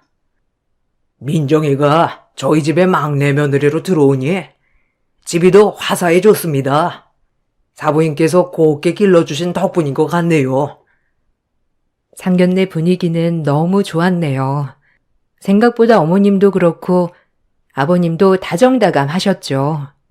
아빠도 없고 집도 많이 기울다 보니 제가 혼자 너무 피해의식을 가지고 있었나 싶을 정도로 두 분 다 따뜻하셨습니다. 중간에 아버님은 엄마를 몇 번 빤히 바라보시기도 하셨지만 그냥 쳐다보셨겠거니 했네요. 이 일이 일어나기 전까지는 아주 화목했어요. 상견례장을 벗어나와 엘리베이터를 타고 내려가던 중 엄마가 일해주고 계신 댁의 사모님을 만나게 되었습니다. 이것이 사건의 발단이었습니다. 어머, 진주댁 아니야? 아유, 여기 한전식집엔 웬일이야? 여기 진주댁을 다 만나네. 아유, 우리가 인연이긴 한가 봐요. 아, 네, 사모님. 저는 밥 먹고 내려가는 길이에요. 혹시 식사하시러 오셨어요? 맛있게 드시고 가세요. 전 내일 뵙겠습니다. 아, 그래요, 그럼. 일행인가 보네. 여기 밥 맛있죠? 나 자주 오거든. 우리는 그럼 내일 보는 걸로 하고 들어가요, 그럼. 이것으로 인해 시어머님의 얼굴은 급격히 변했습니다. 저는 얼굴색이 확 변한 것을 확인할 수 있었죠. 저 역시도 그러면 안 되지만 순간적으로 엄마가 일해주시는 집 사모님이 모른 척 하기만을 바랬네요. 하지만 이미 벌어진 일 어쩌겠습니까? 아버님은 별로 개의치 않아 하셨지만 어머님은 아까 모습은 온데간데 없고 집으로 가실 때 뒤도 안 돌아보고 똘똘름하게 인사를 하고 떠나셨어요. 남자친구는 최대한 저희 엄마 보고 괜찮다는 웃음을 지어 보이며 부모님을 모시고 집으로 갔죠. 엄마는 저와 차를 타고 오는 내내 잡을 안 서기셨습니다. 엄마의 그런 모습을 보자니 너무 마음이 아팠고 아까의 제 모습이 너무 미안했습니다. 아무래도 예비 사돈 어른들께 딸이 책 잡히진 않을까 계속 걱정하시는 눈치였어요. 그런 모습이 더 마음이 아팠습니다. 엄마, 왜 그래? 괜찮아. 어차피 석현 오빠도 엄마 일하는 거 다 알았고 뭐 어때? 난 오히려 더 마음이 편한데? 창피한 것도 아니고 열심히 먹고 살려고 하는 일인데 왜 이렇게 불안해해? 난 엄마 그런 모습 보니까 더 화가 난다. 그러니까 기분 풀어. 내가 너한테 짐은 되지 말아야 하는데, 아까 안 사돈 얼굴이 안 좋던데, 혹시라도 내가 남의 집 살이하는 사람이라 격에 안 맞다고 생각할까봐 그러지. 난 괜찮은데, 그게 너한테 불똥이 튈까봐. 지금까지 고생한 것도 있는데, 결혼해서라도 사람 듬뿍 받으며 살아야지. 나 때문에 책 잡히면 쓰냐? 에휴, 내가 괜히 엘리베이터를 탔다. 거기만 안 탔어도 분위기 좋게 끝내는 건데. 엄마, 혹시라도 걱정 마. 난 이런 걸로 싫다고 하시면 결혼도 안 하면 그만이야. 그런 집에 시집 가면 내가 행복하겠어? 땡! 그런 소리 말어. 그래도 인상도 좋으시고 아까까지 분위기도 좋았는데 아휴, 괜히 마음에 걸린다. 전화라도 해야 하나? 자불안석인 엄마를 진정시키고 남자친구를 만났습니다. 역시나 시어머니는 엄마가 일을 하시는 건 알았지만 파출부이신 줄은 몰랐기 때문에 당황을 많이 하셨다고 했고 아버님께서는 그게 뭐 어떠냐고 했다네요. 마음이 착잡했습니다. 맘 같아선 굳이 이런 결혼 하고 싶지 않았지만 또 이런 것 때문에 파혼했다고 하면 엄마 마음이 더 무거워질 걸 알기에 고민이 되었죠. 남자친구는 어머님이 그냥 좀 몰랐던 사실을 알게 되어서 잠시만 그런 거라고 했지만 앞으로 어떻게 될까라는 걱정이 되었죠. 괜찮아. 엄마가 어머님 일하는 거 몰랐던 것도 아니고. 그래도 혼자서 너 이렇게 키우느라 고생했다고 하셨어. 너무 걱정 안 해도 돼. 그냥 갑자기 그렇게 마주하니까 조금 놀라신 것 뿐이야. 그러니까 우리는 달라지는 거 없어. 너무 마음 쓰지 마. 어머님 표정이 걸려서 그래. 처음엔 다 좋다가 급격히 어두워지셨잖아. 우리 엄마한테 혹시 편견 같은 거 생기셨을까봐. 내가 그 부분은 엄마랑 잘 얘기할게. 그러니까 너무 걱정 말아요. 우린 결혼 준비만 잘하면 돼. 어머님은 괜찮으셔? 엄마야 뭐, 내 걱정만 하지. 혹시라도 엄마 때문에 나한테 피해 갈까봐 그 걱정만 해. 일하는 게 죄도 아닌데 말이야. 그렇게 무거웠던 마음도 잠시 시댁에선 별다른 얘긴 없었어요. 그래서 그냥 정말 놀라셔서 그랬나 보다라고 넘어가게 됐죠. 아니, 그렇게 넘어가야 했습니다. 괜히 좋은 날을 앞두고 이러쿵저러쿵 들춰내고 싶지 않았기 때문이죠. 그리고 시간이 지나 결혼식 준비를 해나갔습니다. 중간중간 시댁에 들러 밥도 먹고 하였지만 특별히 별 말씀이 없었기에 내가 너무 크게 생각했나 싶을 정도였죠.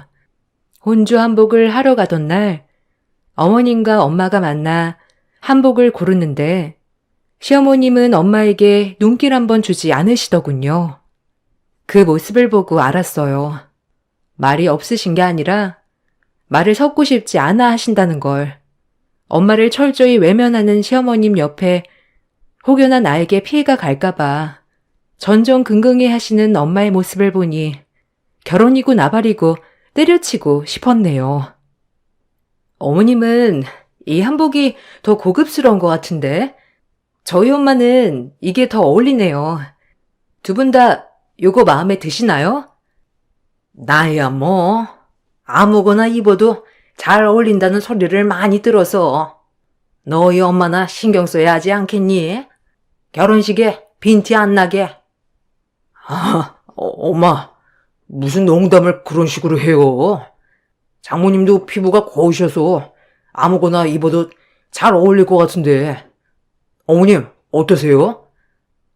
순간 정적이 흐르는 걸 남자친구가 애써 위기를 모면했습니다.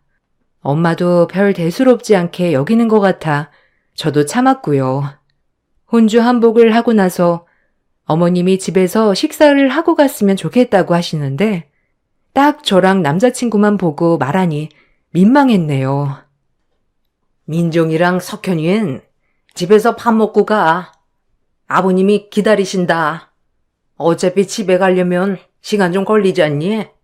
집에서 먹고 가렴. 오랜만에 애들도 온다고 했으니까 같이 얼굴도 보고 얼마나 좋으니?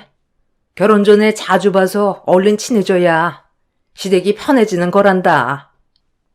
아, 저도 그러고 싶은데 엄마가 그럼 혼자 버스 타고 가셔야 해서요. 식사는 다음번에 하는 걸로 할게요. 감사합니다. 어머, 아니야. 엄마는 버스 타고 가도 돼. 얼른 가서 먹고 천천히 놀다 와. 날도 밝은데 뭐 어때? 맛있는 거 먹고 와, 우리 딸. 아, 그럼 제가 모셔다 드리고 밥 먹으러 갈까요, 저희는? 어머님, 혼자 가시기 그러니까 제가 금방 모셔다 드릴게요. 아니야. 신경 쓰지 말어. 버스 타면 세정거장이라 난 버스가 편해. 얼른 가서 좋은 시간 보내고 맛있는 거 먹어. 마음은 고맙네. 엄마는 제가 말릴 틈도 없이 저희가 모셔다 드리는 걸 한사코 말리며 버스 정류장으로 몸을 틀었습니다. 마음이 많이 아팠네요. 예비 시댁에 가서 밥을 먹었는데 밥이 코로 넘어가는지 입으로 넘어가는지 모르게 밥을 먹었죠. 아버님은 왜 같이 안 오셨냐며 물었지만 어머님이 딱 잘라 시간 없으시대요 라고 하시는 바람에 더 이상의 제가 언급은 못했습니다. 이번 일로 확실시 되었죠. 어머님은 저희 엄마와 격이 다르다고 생각하셔서 아예 말도 안 섞고 싶어 하시다는 걸. 아마 같은 공간에 있는 것도 싫어하시는 것 같았어요. 때로는 말이 독이 될 때도 있지만 어머님은 행동 하나, 표정 하나로 저를 아프게 했네요. 그렇게 저희의 결혼식 날이 다가왔죠. 저희 엄마는 그래도 성의 표시라며 어머님, 아버님 이불 세트, 그릇 세트, 수저 세트 등 없는 살림에 바리바리 저를 통해 선물을 보내셨어요. 그걸 보고 어머님은 기뻐하시기는커녕 대놓고 난색을 표하셨습니다. 그리곤 말씀하셨죠. 어머, 민정아. 아니, 보내주신 건 고맙다만 센스가 참. 아니, 어쩜 우리가 보낸 거 똑같이 그대로 따라 보냈다니. 사돈이 보는 눈은 길러야겠다. 안 그러니? 주고받기도 아니고 성의가 없어요. 성의가 선물에. 에휴, 말을 안 할래야 안 할 수가 없네. 네? 그건 엄마가 선물을 너무 잘 받으셔서 어머님네도 있었으면 좋겠다고 해서요. 너무 유용할 것 같다고 해서 제가 그 종류로 똑같이 고른 거예요. 워낙 어머님이 선물을 잘해주신 거라 저희도 필요한 걸 해드리는 게 낫겠다 싶었거든요. 엄만 무슨 말을 그렇게 해? 장모님은 당연히 엄마가 이렇게 보내주셨으니 당신도 성이라고 보내주신 걸 고마워하지 못할 망정. 저희 집에 너무 유용한 물건이어서 엄마는 시댁에도 똑같이 비싼 세트 선물들을 보내주셨죠. 하지만 이것 또한 어머님 마음에 들지 않았나 보더라고요. 선물을 마음에 안 들어 하셔서 너무 당황하기도 했고요. 모든 게 어렵기만 한 자리였습니다. 당신은 무슨 말이 그래? 우리가 보낸 선물이 너무 유용하였다니 비슷한 걸 보내셨다는데 고마워해야지. 아니 설령 당신 마음에 안 들더라도 지금 태도가 그게 뭐야? 세기가 우리 집을 어떻게 생각하겠어? 당신 요새 너무 예민해. 물론 그마저도 아버님께 혼이 나서 더 이상 말씀하지 않으셨지만요. 속상했습니다. 하지만 참았어요. 이제 결혼식만 하면 엄마들끼리 부딪힐 일은 많이 없겠다 싶어 참았네요. 하지만 그건 크나큰 착각이었죠. 결혼식이 시작되었고 드디어 결혼을 하게 되었습니다. 아빠 없이 결혼식에 들어가는 것이 마음은 많이 아팠지만 엄마는 너무 잘 자라주어 고맙다고 결혼식 내내 행복해했어요. 그 모습을 보고 있자니 제 자신에게도 뿌듯했고 오히려 힘든 삶 속에서 저를 곱게 키워주셔 제가 더 감사했네요. 드디어 신혼에 접어들었습니다. 저희 생활은 많이 달라지지 않았어요. 오히려 남편이 저희 친정 쪽을 더 도와줘서 엄마가 조금 더 편안해지셨죠. 남편한테는 너무 고마웠습니다. 결혼 전 약속한 말들을 지키는 남자라서 행복했고요. 행복은 얼마 가지 않았죠. 어머님, 아버님이 저희가 친정 살림의 보탬이 되는 것을 알고 매우 노여워하셨습니다. 그나마 아버님은 이해를 하셨지만 어머님은 이해를 하지 못하였죠. 이 부분에 대해선 저도 죄송스러워서 어머님 화를 다 받아내었습니다. 아니, 말이 되니? 우리 석현이가 왜 너희 친정살림에 보탬이 되어야 하니? 그래서 너희 아이도 안 갖고 있는 거니 지금? 죄송해요, 어머님. 석현 씨가 같이 도와준다고 해서요. 제가 거절했어야 했는데 너무 죄송합니다. 면목 없어요. 아휴, 예, 나 솔직히 말해서 그때도 많이 놀랐다. 진주 때? 너희 엄마가 널 열심히 키워서 이렇게 좋은 직장에 떡하니 취직시키고 한 건 내가 인정하겠어. 근데 격이 맞아야지 격이. 파출부가 뭐니 도대체? 내가 그날 말은 안 했지만 누구 만날까봐 창피해서 진짜. 솔직히 말하면 아직도 너희 집에 속은 기분이야. 알아? 선물 세트만 해도 그래. 어쩜 똑같은 걸 사서 보낸다니. 색깔만 다르면 다야. 내가 한두 번 참은 줄 알아? 그나마 너 하나 마음에 들어서 이 정도로 참고 넘어가는 거였는데 우리 석현이 등골까지 어디 빼먹으려 들어. 내가 이러려고 석현이 장가 보낸 줄 알아? 너 세상 사람 다 잡고 물어봐라. 응? 우리 아들들 며느리들은 안 그러는데 어쩜 너는 니네 엄마밖에 모르니? 우리 석현이 돈 버느라 고생하는 건 모르고 나 참 기가 막힌다. 면목 없어요. 하지만 저희 엄마 나쁜 짓 하며 저 키우신 거 아니고 정당하게 노동해서 번 대가로 저 키우신 거니까 직업적인 부분에서 어머니 그렇게 말씀하시면 이 부분은 제가 죄송할 건 아닌 것 같네요. 석현 씨한테는 이제 친정일에 관심 가지지 말라고 제가 당부할게요. 어머니가 화내시는 부분 다 이해해요. 주의하겠습니다. 어머니, 노여움 푸셨으면 좋겠어요. 더 이상 어머님은 말이 없으셨어요.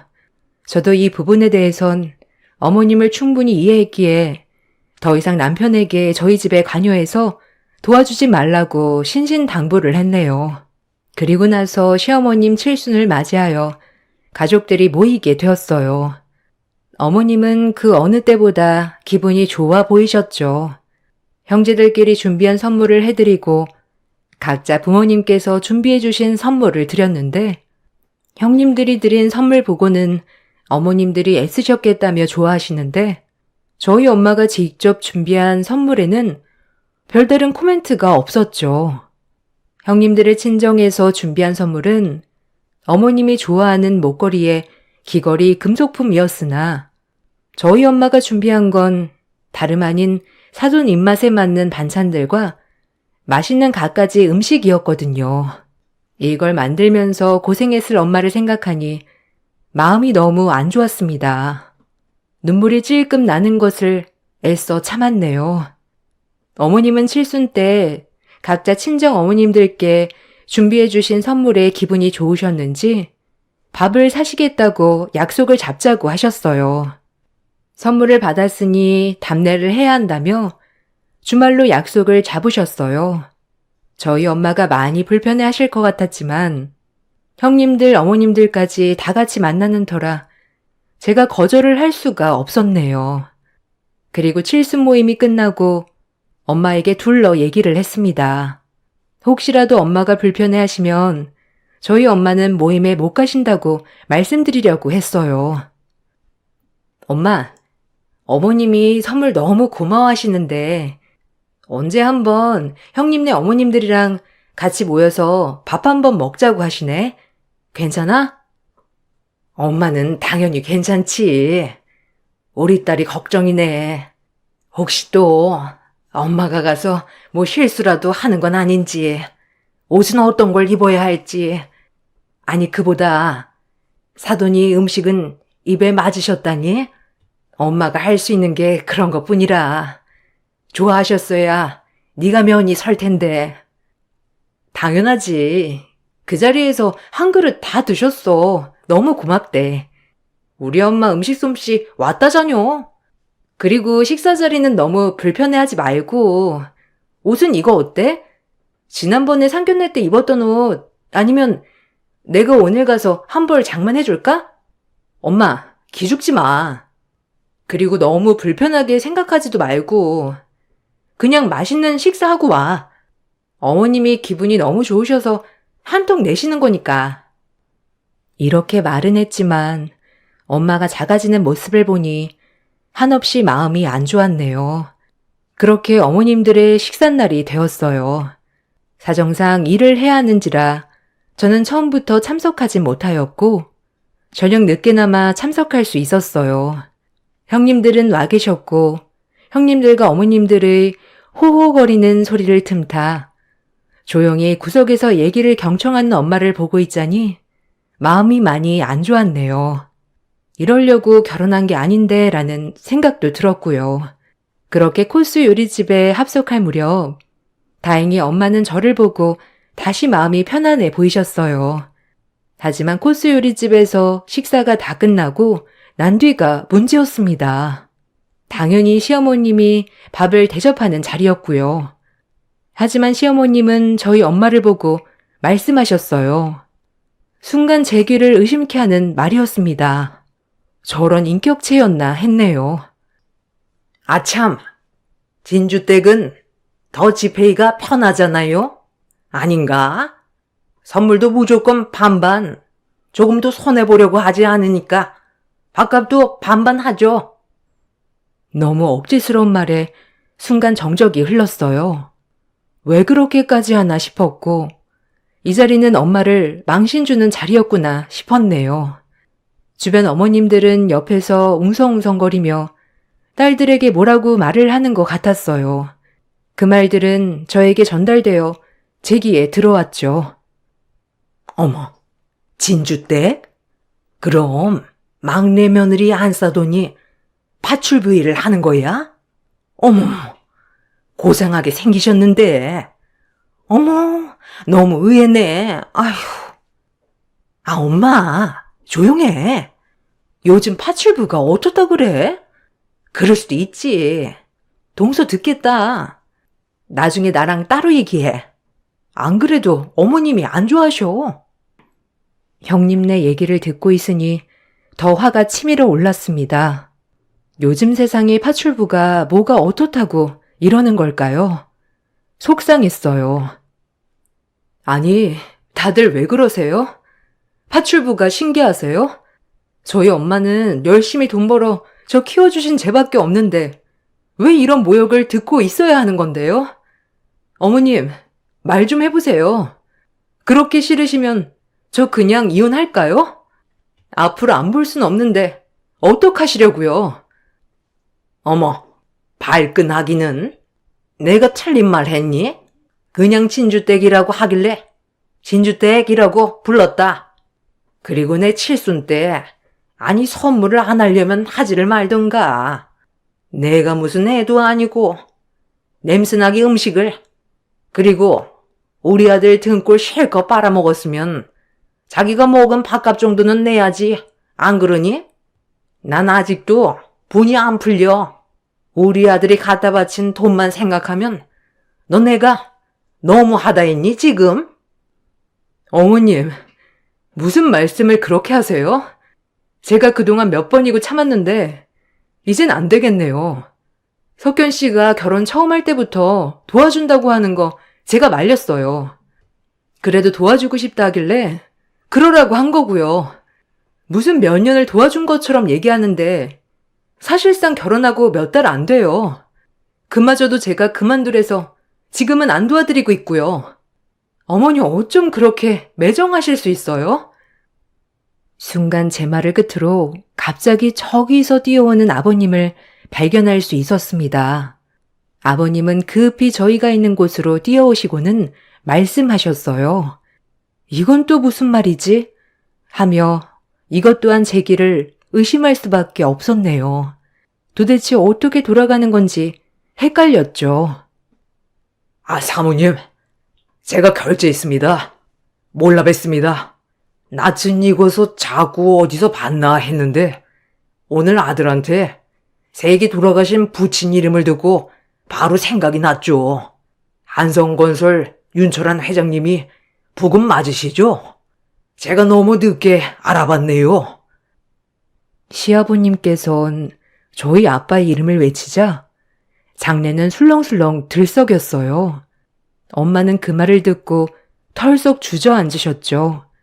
그리고 그동안 한없이 참아오던 눈물을 서럽게 쏟아내셨습니다. 전 형님들께 어머님들과 자리 좀 피해달라고 부탁을 하였고 그 자리엔 어머님, 저, 아버님, 저희 엄마 이렇게 네 식구만 남게 되었죠. 알고 보니 아버님은 어려운 시절 저희 아빠에게 큰 신세를 지고 지금까지 성공할 수 있었다고 했습니다. 저희 아빠가 사업을 했을 때 아버님이 도움을 많이 받으셨다고 하셨죠. 제가 알아봤어야 했는데 죄송합니다. 회장님 돌아가셨다는 얘기도 들었는데 한참 지나고 나서 들은 거라 찾아뵙지도 못하고 이렇게 인연이 되어 우리 민정이가 회장님의 자제였다니 너무 뜻깊네요. 사부인, 우리 민정이 잘 키워주셔서 감사합니다. 시어머님은 안색이 바뀌셨습니다. 아주 어려워서 밥도 못 먹던 시절 저희 집에 늘 도움을 받고 몇 번이고 재기할 수 있었던 게 다 저희 아빠 덕분이라고 했거든요. 시어머님도 놀라셨는지 얼어붙으셨고 자신이 그동안 무슨 짓을 했는지 아차했죠. 우리 남편에게 얘긴 많이 들었어요. 그 당시에 아주 건실하게 사신다고 형편이 안 되어 재기를 못하고 있어서 꼭 도와주고 싶은 친구라고요. 그 친구가 석균이 아버님일 줄은 저도 몰랐네요. 저희가 이렇게 뜻깊은 인연이 있었군요. 저도 몰라 봬서 죄송합니다. 잊고 살았는데 남편 생각을 하니 이렇게 눈물이 안 멈추네요. 죄송합니다. 그리고 고맙습니다. 무슨 소리예요, 이게 다? 아버님이 저희 아빠에게 도움을 받아서 지금 회사를 탄탄하게 키운 거라고요? 우리 아빠가 그럼 은인이라는 거예요? 어머님, 들으셨죠? 저희 엄마가 이래도 진주댁인가요? 말씀 좀 해보세요, 얼른. 말씀 좀 해보시라고요. 빽 소리를 질렀습니다. 우리 집의 도움으로 지금까지 잘 먹고 잘 살고 있었으면서 우리 엄마를 저런 식으로 하대했다니 어처구니가 없었죠. 저와 저희 엄마가 울면서 정신을 못 차리고 있자 시어머님은 그때서야 울면서 입을 뗐습니다. 나도 사실은 파출부였어. 네 아버님 한참 다 쓰러져가는 공장 붙잡고 정신 못 차릴 때 애들은 먹여 살려야 했지. 돈 벌 수단은 없지. 그래서 남의 집 일 많이 했다. 내가 그래서 너희 엄마를 보면 젊었을 때 내 모습을 보는 것 같아 싫었단다. 네가 어떻게 들을지 몰라도 그 세월 아무도 모를 거다. 지금이야 떵떵거리고 사는 것 같지만 파출부 하면서 온갖 서력은 다 당했지.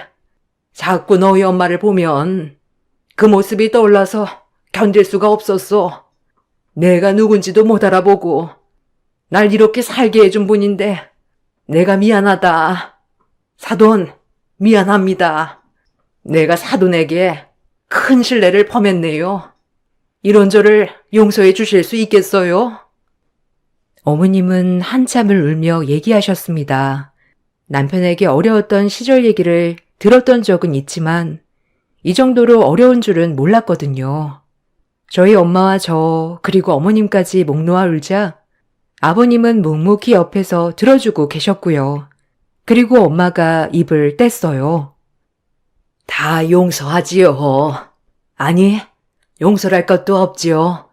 사돈, 파출부가 뭐 어떻답니까? 난 지금도 하고 있어요. 아니, 조금이나마 우리 딸에게 피해주지 않고 나 밥벌이 하면서 빚도 갚고 남에게 아쉬운 소리 없이 살면 그것이 행복 아닌가요? 몸 편히 살면 좋겠지만 주어진 삶에 전 감사하며 살고 있어요. 우리 민정이 예쁘게 커준 점, 좋은 남편 만나 결혼한 거 지금은 다 행복합니다. 한 가지 당부드리고 싶은 건 그냥 저는 괜찮으니 우리 민정이만 저랑 다르게 봐주세요. 곱고 곤 우리 딸 예쁘게 봐주세요. 엄마의 말에 어머님은 많이 반성하는 것 같았어요. 아버님도 어머님께 얼른 더 사죄하라고 다그쳤고요. 제가 죄송합니다. 주제도 모르고 감히 이 사람이 사모님께 신뢰를 범하게 놔뒀네요. 저를 탓해주세요, 사모님. 젊어서 받은 은혜 제가 다 지금 갚겠습니다. 회장님 아니었으면 전 산 사람도 아니었을 거예요. 그러니 부담 갖지 말아주세요. 죄송해요, 사모님. 제가 정말 민정이 딸처럼 잘 대해주겠습니다. 부디 그 전에 했던 행동들은 잊어주세요. 아버님, 어머님은 사죄하였고 엄마는 다 용서하였어요. 그리고 아버님은 저희 빚을 그 자리에서 다 갚아주셨습니다. 어차피 저희 아빠 안 계셨으면 아버님도 없는 목숨이라고 돈은 아깝지 않으시다고요. 지금이라도 회장님께 빚을 갚을 수 있어서 기쁘다고 했네요. 지금은 저희 엄마와 어머님은 둘도 없는 친구가 되었어요. 어머님은 모든 용서를 빌고 저희 엄마에게 먼저 다가갔네요. 덕분에 저희 엄마도 자식을 나눈 사람이 최고의 친구라며 좋아하셨고요. 저는 가끔씩 시어머님이 했던 행동들을 생각하면 조금 화도 나긴 하지만 그래도 이것 또한 인연이었을까 싶네요. 조금이라도 스쳐가는 인연을 허투루 생각하면 안 된다는 것이 저의 깨달음이었어요. 여러분들도 스치면 인연이니 그 인연 놓치지 말라고 꼭 말씀드리고 싶어요. 끝으로 저희 긴 이야기 들어주셔서 너무 감사합니다.